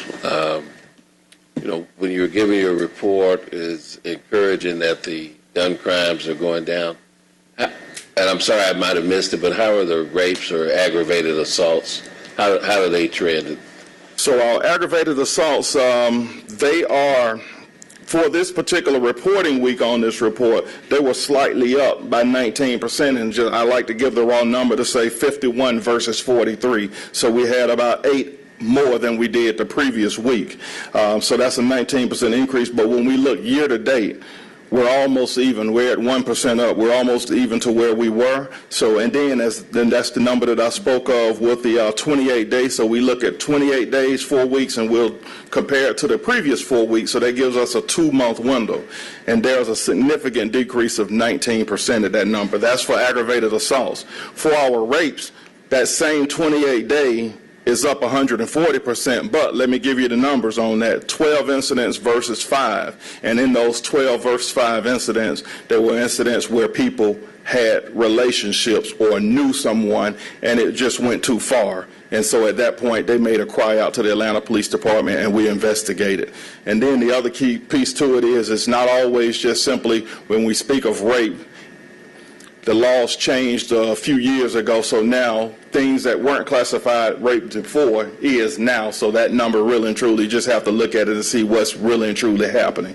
But we don't see any issues that concerns us. I think the key is how do we continue to get PSAs and different things out so that people know that when they're going to clubs, when they're on social media, on different dating sites or whatever, that they are really and truly smart about what they're doing, who they're meeting, where they're going, so that we can kind of alleviate and get this number lower.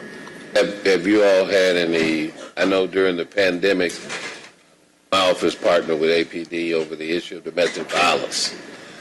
Because the domestic violence had spiked during the pandemic. Have you all engaged in any forums like that to try to do some of the education?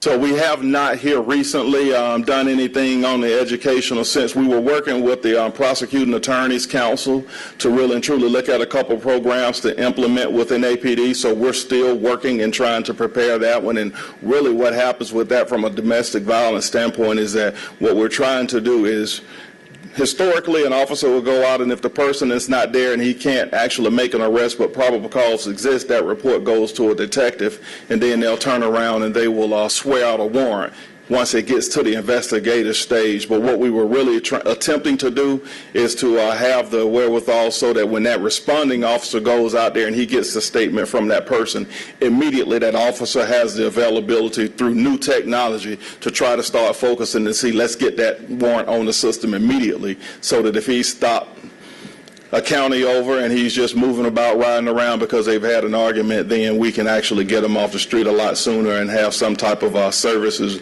and restoration for the victim, whoever that victim may be. Well, you had mentioned something about the law around rape changing. What changed in the law? So there were some things such as what we would say if you were utilizing an object or finger or different things like such. Once upon a time, that wasn't rape, and it would just be done under a battery, a sexual battery type charge. But now it's considered rape.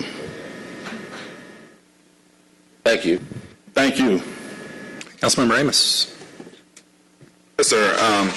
Chief Peake, we constantly talk about cameras that the community is asking for and we are installing. Never heard anything about a maintenance plan. Does that rest with APD, or do we have a maintenance plan for our cameras, especially ones that was installed a long time ago, and which department would that rest in? So for the cameras that we, APD, own, there is a maintenance plan. Now, what I will say is that, oftentimes we're looking at the funding to ensure that we have adequate resources to really get out there and do what we need to do. For the other city departments that have cameras, the maintenance plan falls with them. What we're trying to do is to get everybody's camera integrated, and so we would have to put our heads together later to determine if, indeed, we would get the budget to adopt all of the cameras and run that maintenance piece from internal with APD. At this particular point, that's not the case. So we do have to look at plans moving forward for adequate funding as we continue to grow those cameras and switch them out. The private sector cameras, we won't have an issue with that. They'll manage that piece. But for the ones that we purchase and put out there, yes, we will have to ensure that proper funding is there. Thank you. And then the last question is, and not to point the blame or finger at anyone else, but, as you talk about people that's arrested 50 and 60 times, all of those times couldn't be as an adult. I remember a time that we talked about juvenile and the process and points and things of that nature. What does and you may not be able to answer this question, but what does the juvenile process looks like to where, or are our children getting introduction long before they get to being an adult to where you guys are having to arrest? What's happening, I guess, upstream before they get to you guys? Right. So Department of Juvenile Justice really runs that forefront on what happens in Hoffman that those children are taken in. What I'll say is most times, unless it's something egregious or there's a weapon involved or some of our 7 deadly sin cases through SB 440, many times they will not even take that child in. So while there'll be an arrest that will occur with the Atlanta Police Department, we will release that child to the home. What happens on that particular point on the front end when we're constantly seeing things, then they are generally working with the parent to try to get resources to that child through DJJ. We do offer services through our PAL program, the PAL programs and our At Promise centers. Anytime we start seeing a juvenile and his name is coming up and it's not of a violent nature, then we're really trying to refer that child over to the At Promise Center so that we can get wraparound services for the family as well as that child, because oftentimes it's spurring from something else that's going on in the home. But we really try to get in there finding good mentors, finding good programs so that we can keep them focused. PAL, on a daily basis, they're utilizing their vans to go out every single day and pick up those participants from their schools so that they can bring them back into the PAL centers, work with them, give them the types of mentoring and homework help, whatever it is that they can do to really and truly change the trajectory of what we're seeing with our youth. That's what we want. That's where we want to keep our focus. Thank you. Thank you.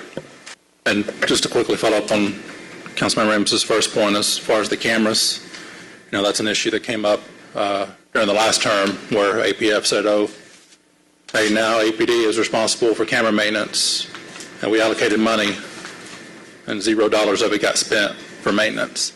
So I'm going to request that the next quarterly report, whether you all generate it or it's just an attachment from APF, that we get a detailed report as to the number of cameras that are down in each council district and how long they've been down, and just more on that maintenance plan.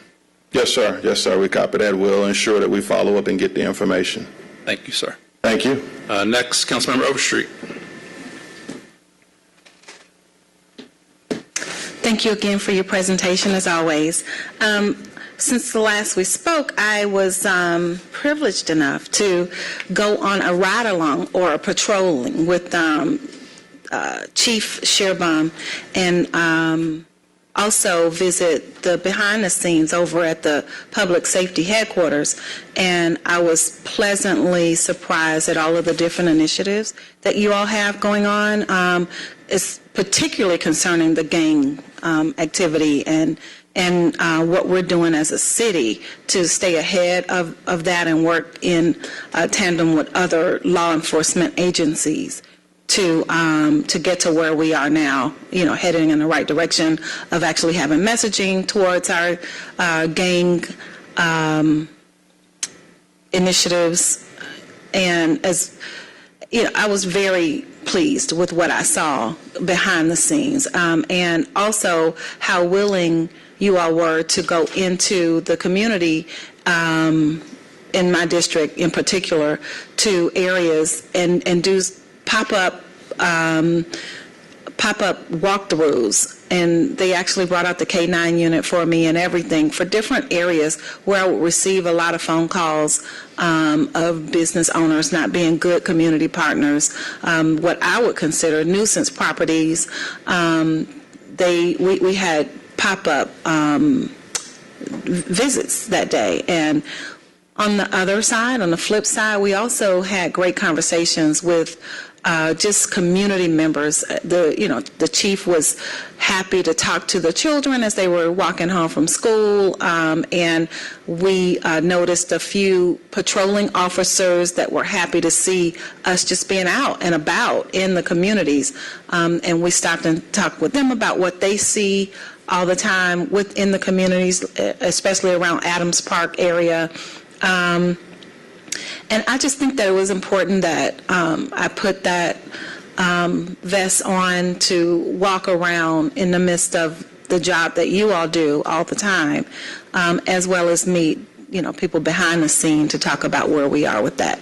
And I don't think that people know all of those kind of details. And, it's one thing to see all of these numbers on a page, but just to be behind the scenes and to be out in the field with you all, that just shows just how much you put into your jobs and how much you risk your life every day with these type of citywide crime data numbers, what goes into those numbers. And I just wanted you to know that I appreciate you going out of your way to make sure that was a really good ride along for me.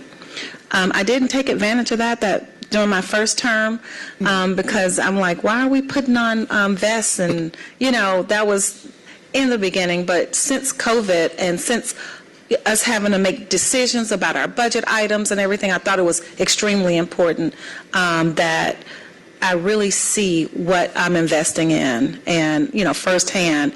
So I got the nerve up and I did, and I'm glad I did. So thank you. Thank you so much for taking the opportunity to come out and spend time with us. We constantly push the Citizens Police Academy and other initiatives so that we can really and truly open up APD. All policies are online, so if you ever have a question about how we do some specific issues and why, all policies are online. What we really and truly want to do is open the police department up so people can see, and hopefully we're able to get rid of the TV rhetoric and all the other different things so that people understand who we are and what we're doing, and that we really and truly love people and just really want to serve and keep everybody safe. So thank you for setting aside that time. Highly skilled, very professional. It was a really good experience. So thank you. Thank you. Thank you, Chief Peak. Colleagues, any further questions or comments for Chief Peak? All right, thank you, sir. Thank you all. As mentioned, before we go to Law's presentation, requested an executive session on a legislative item, pending legal matters. Do we need to read the ordinance or just cite pending legal matters? Pending litigation. Pending litigation. All right, so I'll make a motion to enter into executive session to discuss pending litigation. Is there a second? Second. Second by Councilmember Overstreet. Please prepare the vote. The vote is open.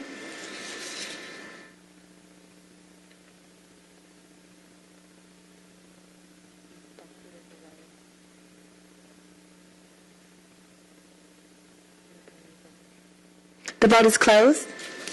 5 yeas, 0 nays. We will be in executive session and we'll return momentarily. Thank you.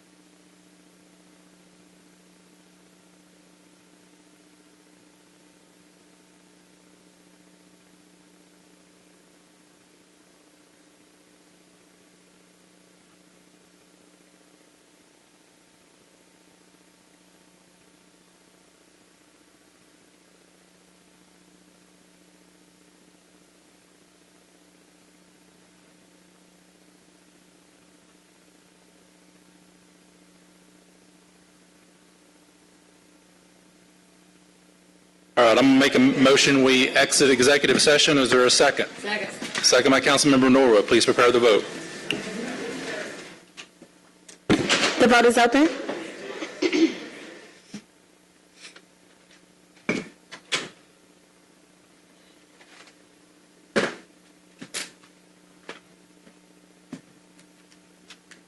The vote is closed.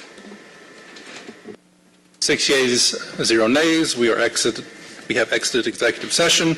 And now we'll return Ms. Hickson, your quarterly presentation. Please proceed. You all hear me? Okay. Nina Hickson, City Attorney, City of Atlanta, Councilmember Hillis, members of the Public Safety and Legal Administration Committee, members of the public. I'm pleased to bring this third quarter report on behalf of the Department of Law. We've provided you a PowerPoint which highlights the activities of the department during the last quarter. At this time, I will speak to some very high-level issues, and then I will turn it over to our Deputy City Attorney, Kimberly Patrick, who oversees our Aviation Law Department or Division. So if we go to, I don't know if is it on the screen yet? He's a parliamentarian. IT is coming. Okay, I'm going to go on. They'll just have to catch up. On page 4, we talk about different accomplishments of members of the staff. So Tyronia Smith, okay, became a member of the Georgia Women in Public Finance Board. Donna Wilson was appointed as Executive Counsel of the Links Incorporated and Chair of its Legal Affairs Committee. Jonathan Futrell presented at the American Bar Association webinar concerning advancing development regulations and building codes to encourage more resilient buildings. As part of his presentation, he highlighted the City of Atlanta's electric vehicle infrastructure ordinance, which is part of the building permitting process and promotes more electric vehicle charging stations throughout the city. From a personnel standpoint, I'd like to welcome back Martin Clark. He has rejoined our office as Deputy Division Chief responsible for providing legal support to major construction and development, to include the $1.4 billion Concourse B widening project. We've also promoted Amber Robinson. She was promoted to the position of Special Counsel for Legislation, Policy, and Professional Development. Wallace Washington has joined our real estate group and will be responsible for providing leasing, land use, zoning, and aviation legal support. Jessie Dagan has rejoined us after coming back from Chicago. We're glad to have her back. She's coming in the Airport Legal Division as Senior Attorney responsible for providing legal support to among other areas, the Department of Aviation. Eric Deese has joined us in the Municipal Governance team, providing legal support in the areas of finance, pensions, and garnishments. Deputy City Attorney Kim Patrick, who you will hear from later, celebrated her 25th anniversary with the Department of Law here in the city. So glad to have her. And our corporate legislative analyst, Sandra Stevens, celebrated her 25th year anniversary with the Department of Law. Moving to slide 9, I just want to highlight the metrics as it relates to the litigation department. As you can see, that currently the division has a total of 971 open matters. 833 of those are being handled in-house. 138 of the matters have been outsourced to outside counsel. Moving to slide number 15. And I'm just focusing on the metrics. In terms of our contracts unit under business services, they have handled a variety of matters, 154 during the last, from April 1st, 22 to June 30th, 22. Those involve solicitation reviews, legislative reviews, advice and counsel, contract reviews and drafting, amendments to contracts, bid protests, and contract disputes. Moving on to slide number 17, our real estate Land Use, Parks and Rec Division. You can see their work. A large amount of it has been around the area of client meetings. They've dealt with some 35 legislative items, 25 easements and encroachments, and 20 leases, license, and other agreements. Moving to slide number 20.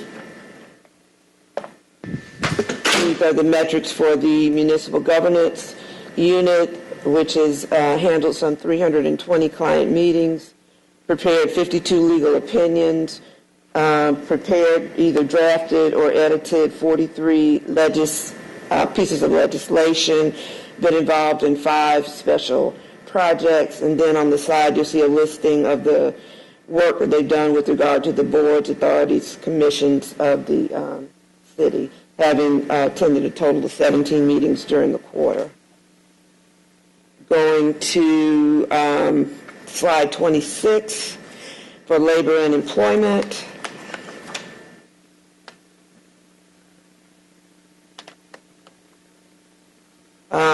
We'll start first with the ADA matters that have been handled on behalf of the city, some 31 during the last quarter, and the pie chart shows you where the bulk of those requests came from.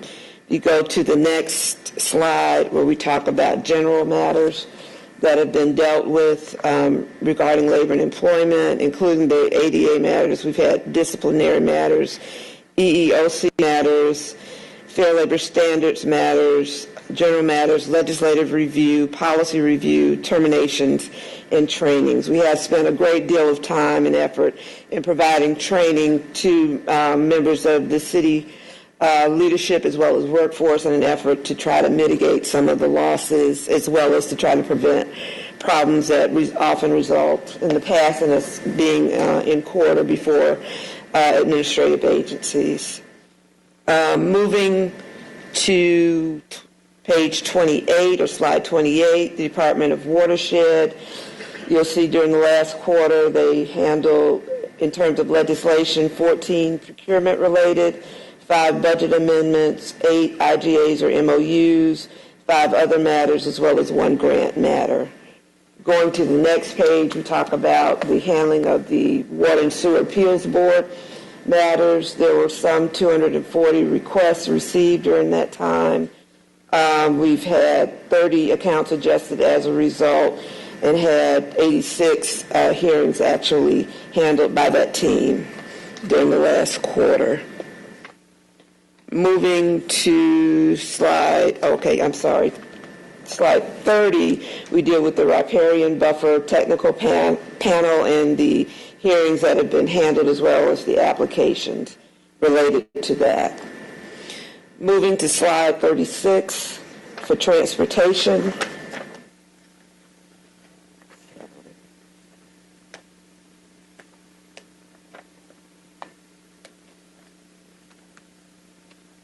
The Transportation, Public Works, and Save team recovered some $97,103 from Zayo Group, which is a telecom provider for right-of-way franchise fee underpayments. And this covers fiscal years 2021 and 22. And going to the next slide, we talk about the amount of legislation that has been reviewed, in total some 108 pieces that have been reviewed, edited, or prepared. On the next slide, we have matters that were handled during the fourth quarter, including agreements, advice provided, committee meetings, client meetings, external stakeholder meetings, and training. And now we move to the Airport Legal Division, and I'd like to at this time bring up Kim Patrick, who leads that division, and allow her to introduce her team and talk about the work of the team.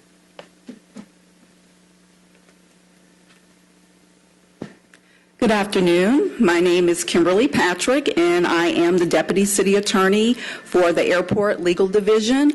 As Ms. Hickson said, I've been with the City of Atlanta for 25 years, and I've been with the, thank you. 25 years, and I've been with the Airport Legal Division for 17 years, since 2005, I believe, and it was one of the best decisions I made as an attorney to go to the airport. It's been really rewarding. I've loved working with the airport team for so many years. When I was in law school, that was not something that I thought I could do, didn't even know I could be an airport lawyer.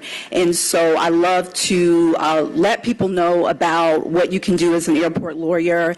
And Ms. Hickson had the great idea of us taking a little bit of time today to let you know a little bit about what we do as airport lawyers. So we have the entire team here today. We're small, but we're mighty, and we have the distinct pleasure of representing the world's busiest and most efficient airport. And so Vivica Brown is our division chief. She does all of the day-to-day work with the team, going through the legal issues, coming to me, and so she is going to do a really quick presentation on, I think it's 8 or 9 things you need to know about airport lawyers. Vivica Brown.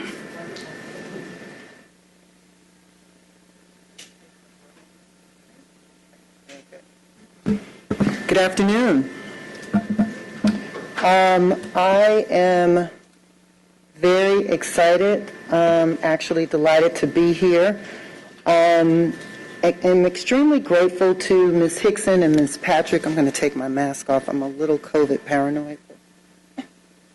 I'm extremely grateful to Ms. Hickson and Ms. Patrick for giving me an opportunity to introduce you all to the legal division. As Ms. Patrick and Ms. Hickson mentioned, we represent not the busiest airport in the region, not the busiest airport in the United States, busier than Incheon, busier than Hong Kong International, busier than Charles de Gaulle. Atlanta's airport is the busiest passenger airport in the world. I think we forget about that because it is ran so well. We encounter passengers every day. It looks like it's just very smooth, but there is a lot of work that goes into running that airport. I'm sure you've noticed that passenger traffic is making a substantial return. For anyone that's been in the airport recently, you've noticed it's quite busy. I understand that it is tracking at this point to be back to the pre-COVID numbers in the summer of 2023. There are numerous projects completed and some exciting upcoming projects that I will review with you. And our team works very, very closely with the General Manager, Ballroom Biadori, our DOA partners, to develop these critical infrastructure and commercial projects, just to name a few. I'd like to provide you with 8 things to know about the Airport Legal Division. I have to chuckle to myself, and I'm probably going to date myself a little bit, but I don't know if you remember David Letterman's top 10 things. Because I'm pretty corny and I cannot tell a joke, I am not going to attempt to do it like David Letterman did it. I'm just going to take the traditional route. So let's get started. Number 1, there are decades of collective, specialized airport experience in this team. As Kim mentioned, it is a small but mighty team. We do have over 40 years of specialized airport experience and over 120 years of general legal experience. I'd like to take a couple of minutes to introduce you to the team. I know we talked about them very generally, but I am going to give just a little detail. Next slide, please. Okay. So Ms. Patrick, as you all know, has a 25-year tenure with the city. That's almost unheard of these days, right? There are very few employees with the city that have that level of tenure, but how it helps our team is that she's got a great deal of institutional knowledge, both about the city and about the airport. And she is our deputy. As she mentioned, she has 17 years of airport law experience. I am on my second tenure here with the city. I've been with the city now for a total of about 12 years. And I will say that I, too, have a great deal of airport experience. My experience is both on the business side and the legal side. It's about 17 years as well. Martin Clark, who Ms. Hickson mentioned to you, is the former Chief Procurement Officer of the city as well as the Director of Office of Contract Compliance. He has spent 14 of his 17 years with the city in the law department. The city has been able to retain his talent. We're excited to have him, and he is the Deputy Division Chief, and he supports the airport's capital development program. Tyronia Smith, who you've heard had some accolades a little earlier in the presentation, she is a senior attorney in our group. She joined the division early this year. She brings a wealth of finance, bankruptcy, and contract compliance experience. In fact, she was quite instrumental in improving the efficiency for the facilitation of the bond process with the city, and she was involved in over $1 billion worth of new money purchase and bond refunding with the city. So appropriately, she represents departments within the airport that would benefit from her financial background. For those of you who know who is now Commissioner Norman, Jeff Norman will join our team as special counsel in the very near future. And like Kimberly, Martin, and myself, he practiced law in the city's law department for several years earlier in his career, and airport as well. We are delighted to welcome Jeff Norman to our team. Jessie Dagan is a senior attorney who's the newest member of our team, and we certainly welcome the addition. She has a strong procurement background, having both worked with the city's business side of the procurement practice as well as the legal side, and she most recently supported the City of Chicago's airport system. We also have two individuals who are an amazing legal assistant and corporate analyst paralegal. Now, I always explain to them, and I will say to anyone, they have two of the most important positions on our team. They have two of the most important positions because they are moving the team toward operation and organizing us to have a critical output for the world's busiest airport. So I feel extraordinarily honored to lead and to serve such an experienced bench of legal professionals. So, having said that, that's number one. Let's go to the next slide, please, which is number two. So often you'll hear some discussion about airport law and aviation law. Those are two very different things. Most people don't realize that. Airport law deals directly with airport operations and a series of regulatory laws, FAA laws, Customs and Border Protection, TSA statutes and regulations, real estate development and regulation, which we get lots of help from our colleagues in the law department, as well as stakeholder relations. It is not, which is what aviation law is, aircraft regulation, airline regulation, pilot regulation, and aircraft accidents. That is not what our department does. And so often when we say aviation, really what we mean is airport law. And that's just your cocktail little fact that you can bring in your meetings or your parties. Next slide.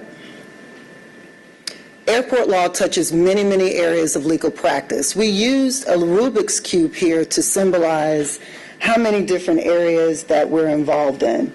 You will notice that we're talking about everything from bankruptcy to concessions to grant review, real estate, administrative matters, bonds, safety and security. There are lots of different areas when we begin to discuss airport law and how it touches various areas of practice. Next slide, please. Airport legal analysis takes many forms. I mentioned this briefly on the previous page, but there are so many different federal sources. It includes, statutory sources such as Title 49, as well as the Code of Federal Regulations. All of that stuff that is not super exciting to everyone, but very, very sexy and dear to our hearts. We look at things like FAA orders, guidance letters, and the like. And then, of course, there are the local resources, right? There are the local sources, meaning the city code, as well as the airport's policies and rules. There are lots and lots of pieces of law to consider. Next slide, please. So I know you heard Ms. Hickson talk about the numbers in the other groups, and so these are our numbers between April and June. They're quite extensive. We spend a lot of time with the airport in meetings, as they start to roll out new projects. And so as you can see here, 50% of our time is providing legal advice and counsel. A lot of that occurs in the numerous client meetings that we have, as well as we do legislative review, litigation support along with our colleagues in the law department, as well as these committee meetings and others. And so you will notice that there's a total of about over 400 advice and counsel that was provided between April and June of this year. Next slide. So this slide may be familiar, especially to members of Transportation Committee, and that would be Councilmember Waits and Councilmember Overstreet. And many of you probably have seen this. This is a slide talking about the current capital projects. I know General Manager Ballroom Biodori spoke about this in detail. And so there's the South De-icing Complex, as well as the Concourse T North expansion, Fire Station 32, and employee screening. There are numerous projects, but the important part from our perspective on how this impacts you and this discussion is that while these projects certainly get off the ground and the operations folks do quite a bit of work to get it done, we are typically lockstep with them. We are in their kickoff meetings. We are in their meetings with the airlines to the extent that there are legal issues, which there typically are, and we walk with them step by step through the process. It's very involved, and it requires quite a bit of specialized understanding of what the work is, and we're very excited to be there. Next slide. Additionally, there are commercial projects as well as capital projects and service agreements.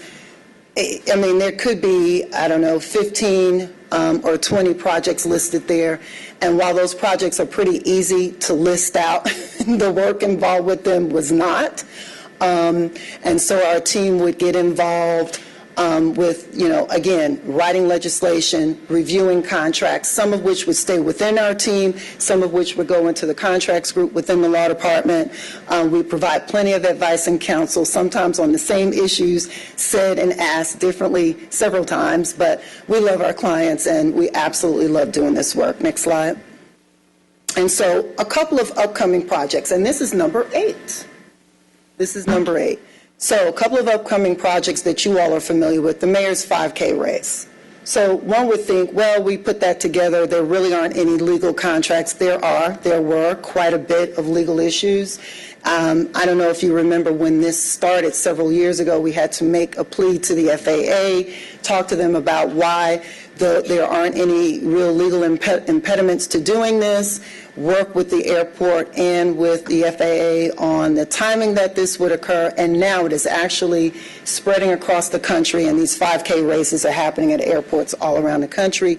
Ours will happen on Saturday, October 8th. Next slide. And so this is very exciting for us. We are just starting to kind of corral the horses. Well, that wouldn't absolutely be true. The World Cup, the 2026 World Cup, I know Ms. Patrick did quite a bit of work on that, and I believe Martin Clark did as well, back in 2018, 2019, and I know that we are now kind of gathering and getting ourselves together to participate with the client to help with that. And then, of course, we got the 2025 NCAA Football Championship host coming up. And it sounds like it would be an issue that might happen outside of the airport, where we have all the welcoming that happens at the airport, all of the, kind of coordination with other city departments that starts at the airport. The airport is the gateway to the city and actually the gateway to most of the United States and internationally as well. So, are there any questions? Colleagues, questions, comments? All right.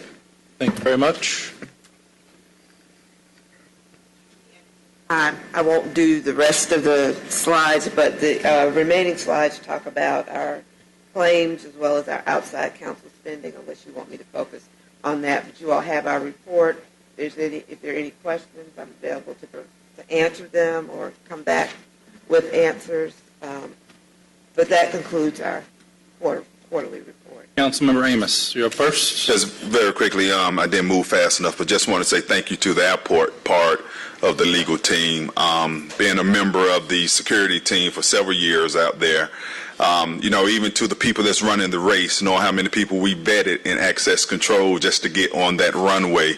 You just don't open up the gate and let people in. So just thank you for everything. I done pulled several video footages, and they had to go downtown and every place else to get approved. But you guys do a remarkable job, and as an addition to the team downtown as well. So just thank you for everything you do for the airport.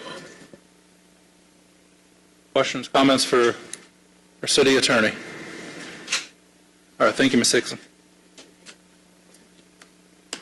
All right, now getting back to our legislative agenda, we'll now take up the consent agenda, claims with favorable and unfavorable recommendations. I will make a motion to accept all the favorable claims, items 1 through 4. Is there a second? Second by Councilmember Amos. Please prepare the vote. The vote is open.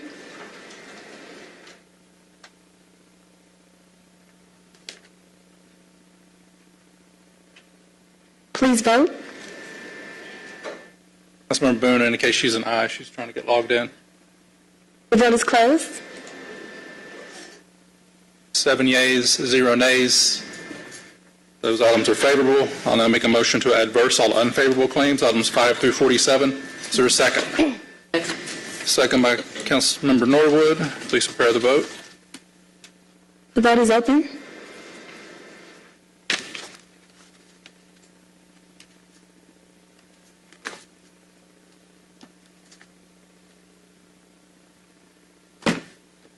The vote is closed.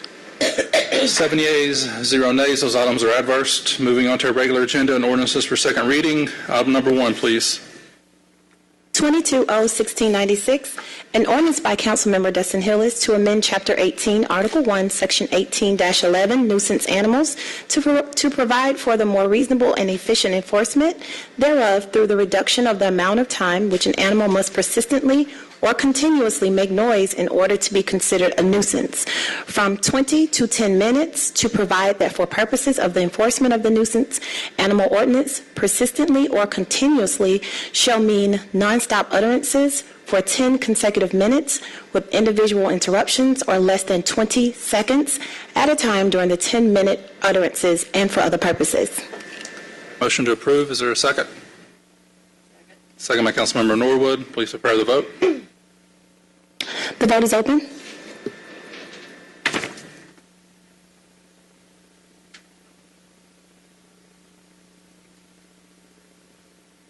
The vote is closed. Yeas, 1 nay, 6 yeas, 0 nays, 1 abstention. The item is favorable. Item number 2, please.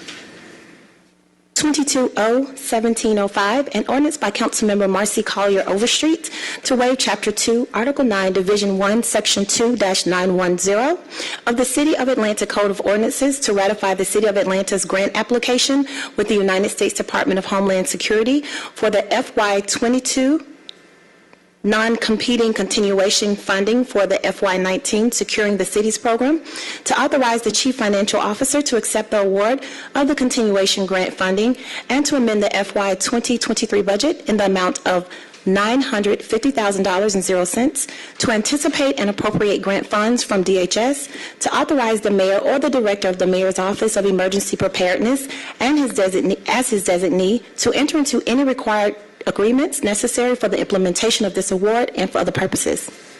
Councilmember Overstreet. Move approval by Councilmember Overstreet, second by Councilmember Waits. Please prepare the vote.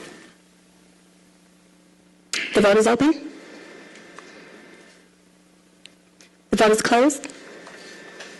7 yeas, 0 nays. The item is favorable. Item number 3.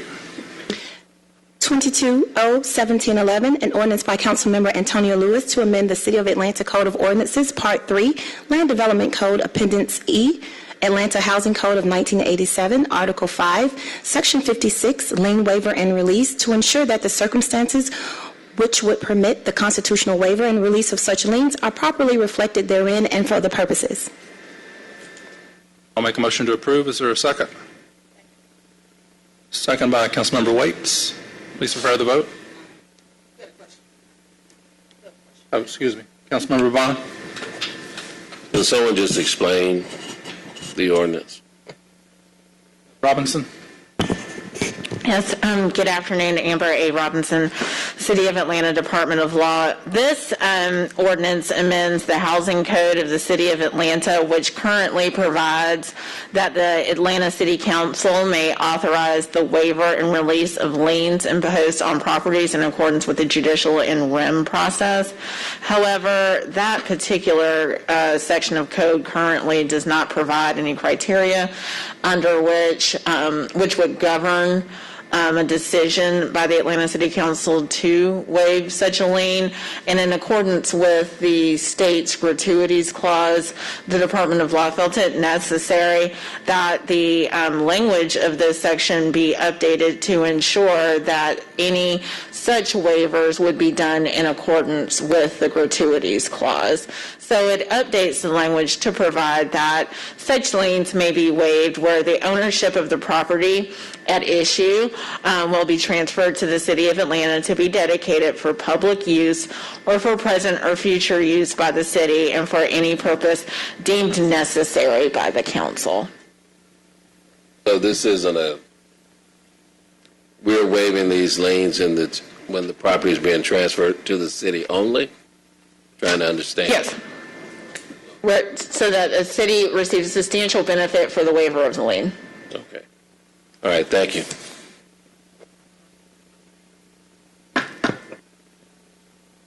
Bear the vote, please. The vote is open.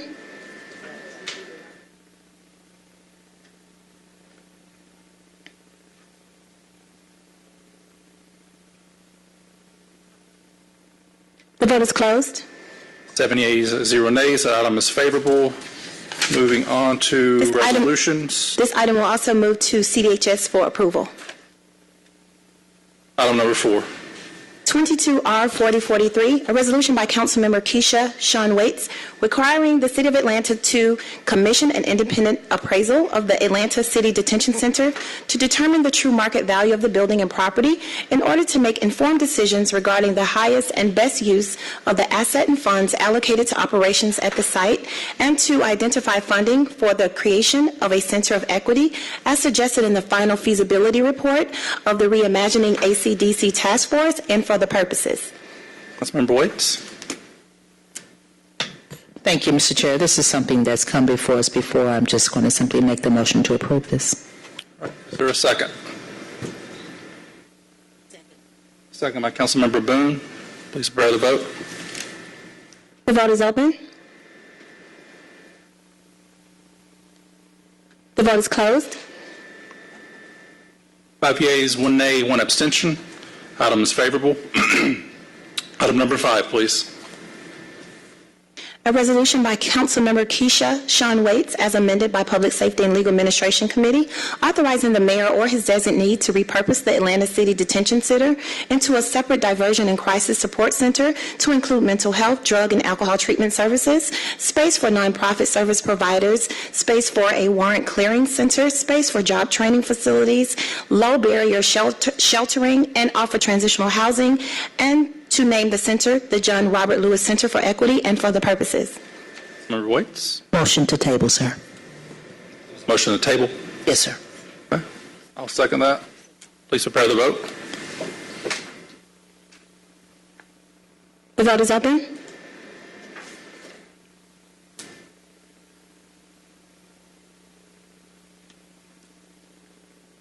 The vote is closed. All right. That item is held. 7 yeas, 0 nays.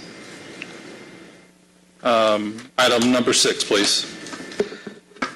A resolution by Councilmember Liliana Bakhtiari requesting that no city funds be utilized to investigate reports of individuals involved with the personal use, growth, and possession of entheogenic plants, fungi, spores, including those scheduled at the state and federal levels, and requests that the Atlanta Police Department place these reports of the lowest possible priority and for other purposes. I'll make a motion to hold. Is there a second? Second. Second by Councilmember Norwood. Councilmember Waits, did you want to comment on this item? Sir, is it possible, Mr. Chair, that we could possibly have a work session on this issue given the significant interest from the public? We can discuss that with the author of the paper. at a later date. Yes, sir. Thank you. Most definitely. The vote is open.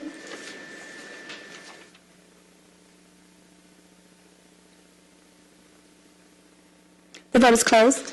7 yeas, 0 nays. That item is held. Item number 7. 22R4260.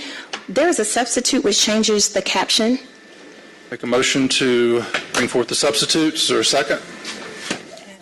Second by Councilmember Norwood. Please prepare the vote on the substitute. The vote is open.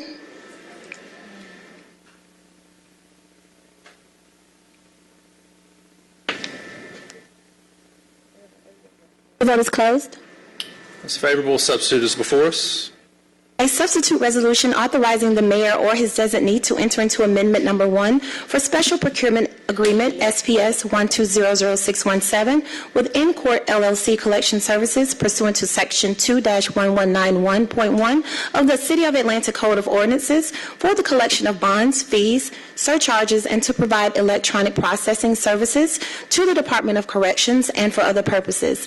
All funds generated under this agreement shall be deposited into the applicable agency fund accounts listed herein and for other purposes. Vaughn? I'll second that. Please prepare the vote. The vote is open.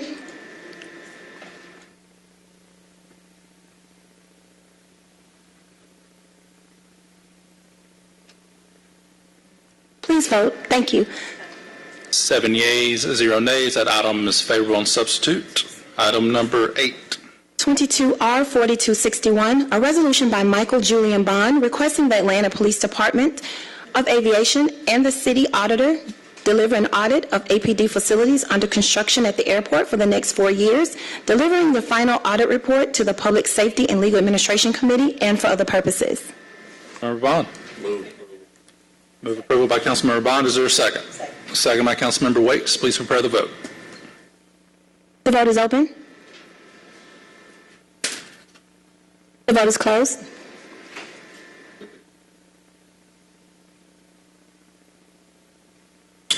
Seven yeas, 0 nays. That item is favorable. Item number 9, please. 22R4265, a resolution by Councilmember Keisha, Sean Waits, and Antonio Lewis. Mr. Chair, there is an amendment to this item. Okay. Which changes the caption. Treating it as an amendment or a substitute?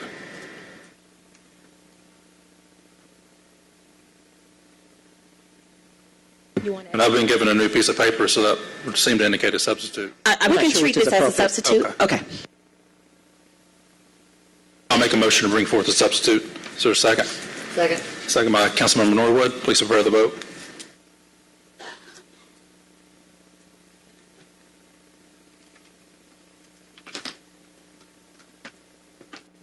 The vote is open. The vote is closed. 7 yeas, 0 nays. Substitute is before us. A resolution by Councilmember Keisha, Sean Waits, and Antonio Lewis urging the Georgia General Assembly to pass legislation designating 1% of the state budget to specifically fund city, county, and state police departments, school boards, and emergency responders to improve and enhance security technology upgrades that will expand the safety of public schools pre-K through 12th grade and for other purposes. I'll make a motion to adopt on substitute. Is there a second? Second. Second by Councilmember Waits. Please prepare the vote. The vote is open.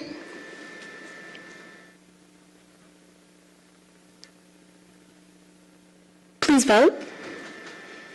The vote is closed.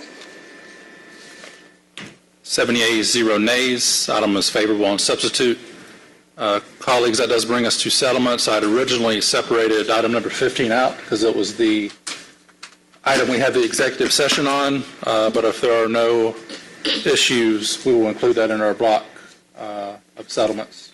Anyone opposed to that? All right, we can take 10 through 15 as a block, please. 22R4316, a resolution by Public Safety and the Legal Administration Committee authorizing the settlement of all property damage claims against defendants in the case of State Farm Mutual Automobile Insurance Company as Subrogee of Bridrick, Lewis, Blackman, civil action file number 22 EV003216, pending in the State Court of Fulton County of Georgia, in the amount of $7,300.00, authorizing the settlement amount to be charged to and paid from the account numbers listed herein, authorizing the Chief Financial Officer to distribute the settlement amount and for other purposes. 22R4317, a resolution by Public Safety and Legal Administration Committee authorizing the settlement of all claims against defendant in the case of Terry Owens versus City of Atlanta, civil action file number 20 EV007299, pending in the State Court of Fulton County of Georgia, in the amount of $147,500.00. Authorizing the settlement amount to be charged to and paid from the account numbers listed herein, authorizing the Chief Financial Officer to distribute the settlement amount and for other purposes.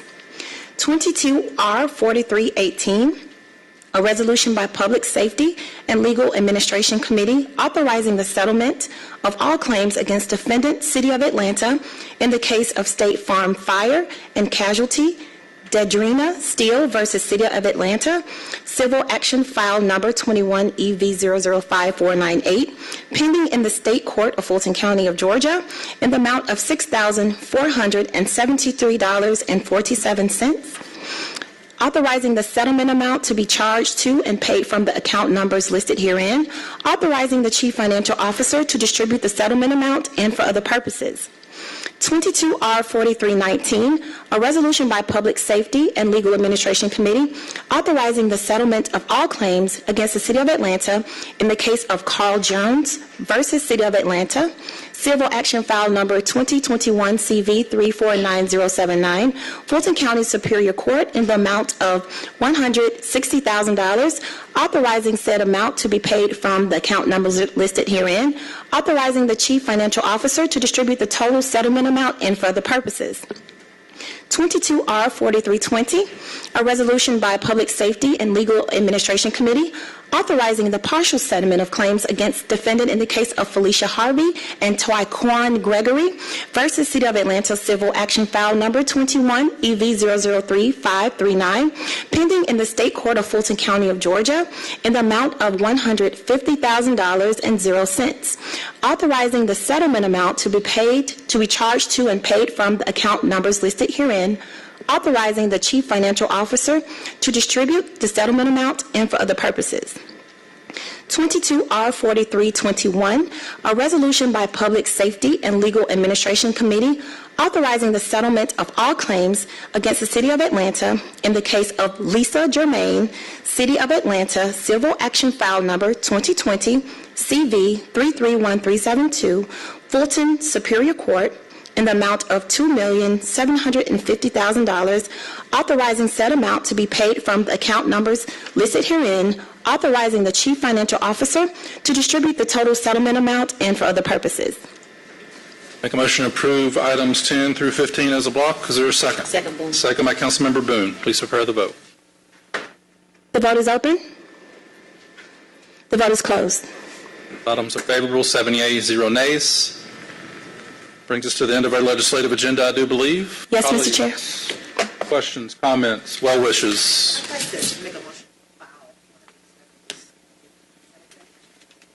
You're speaking to the mic, please.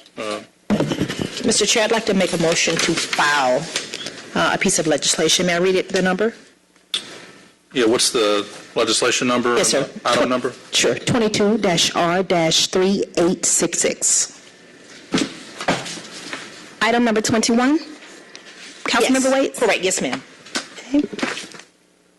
A resolution by Councilmember Keisha Sean Waits, Liliana Battiari, and Antonio Lewis authorizing the mayor or his designee to repurpose the Atlanta City Detention Center into a diversion and crisis center to include mental health, drug, and alcohol treatment services, space for nonprofit service providers, and offers transitional housing, and to name the center the John Robert Lewis Health and Wellness Center, and for other purposes. To be clear again, what's your motion, Councilmember? To file that. Motion to file by Councilmember Waits. I will second that. Please prepare the vote. The vote is open. The vote is closed. 7 yeas, 0 nays. Item is filed. colleagues, questions, comments? If not, we will stand adjourned by unanimous consent of members present. Oh, Councilmember Bond. God save the king. Exactly. Thank you, sir. All right, we are adjourned.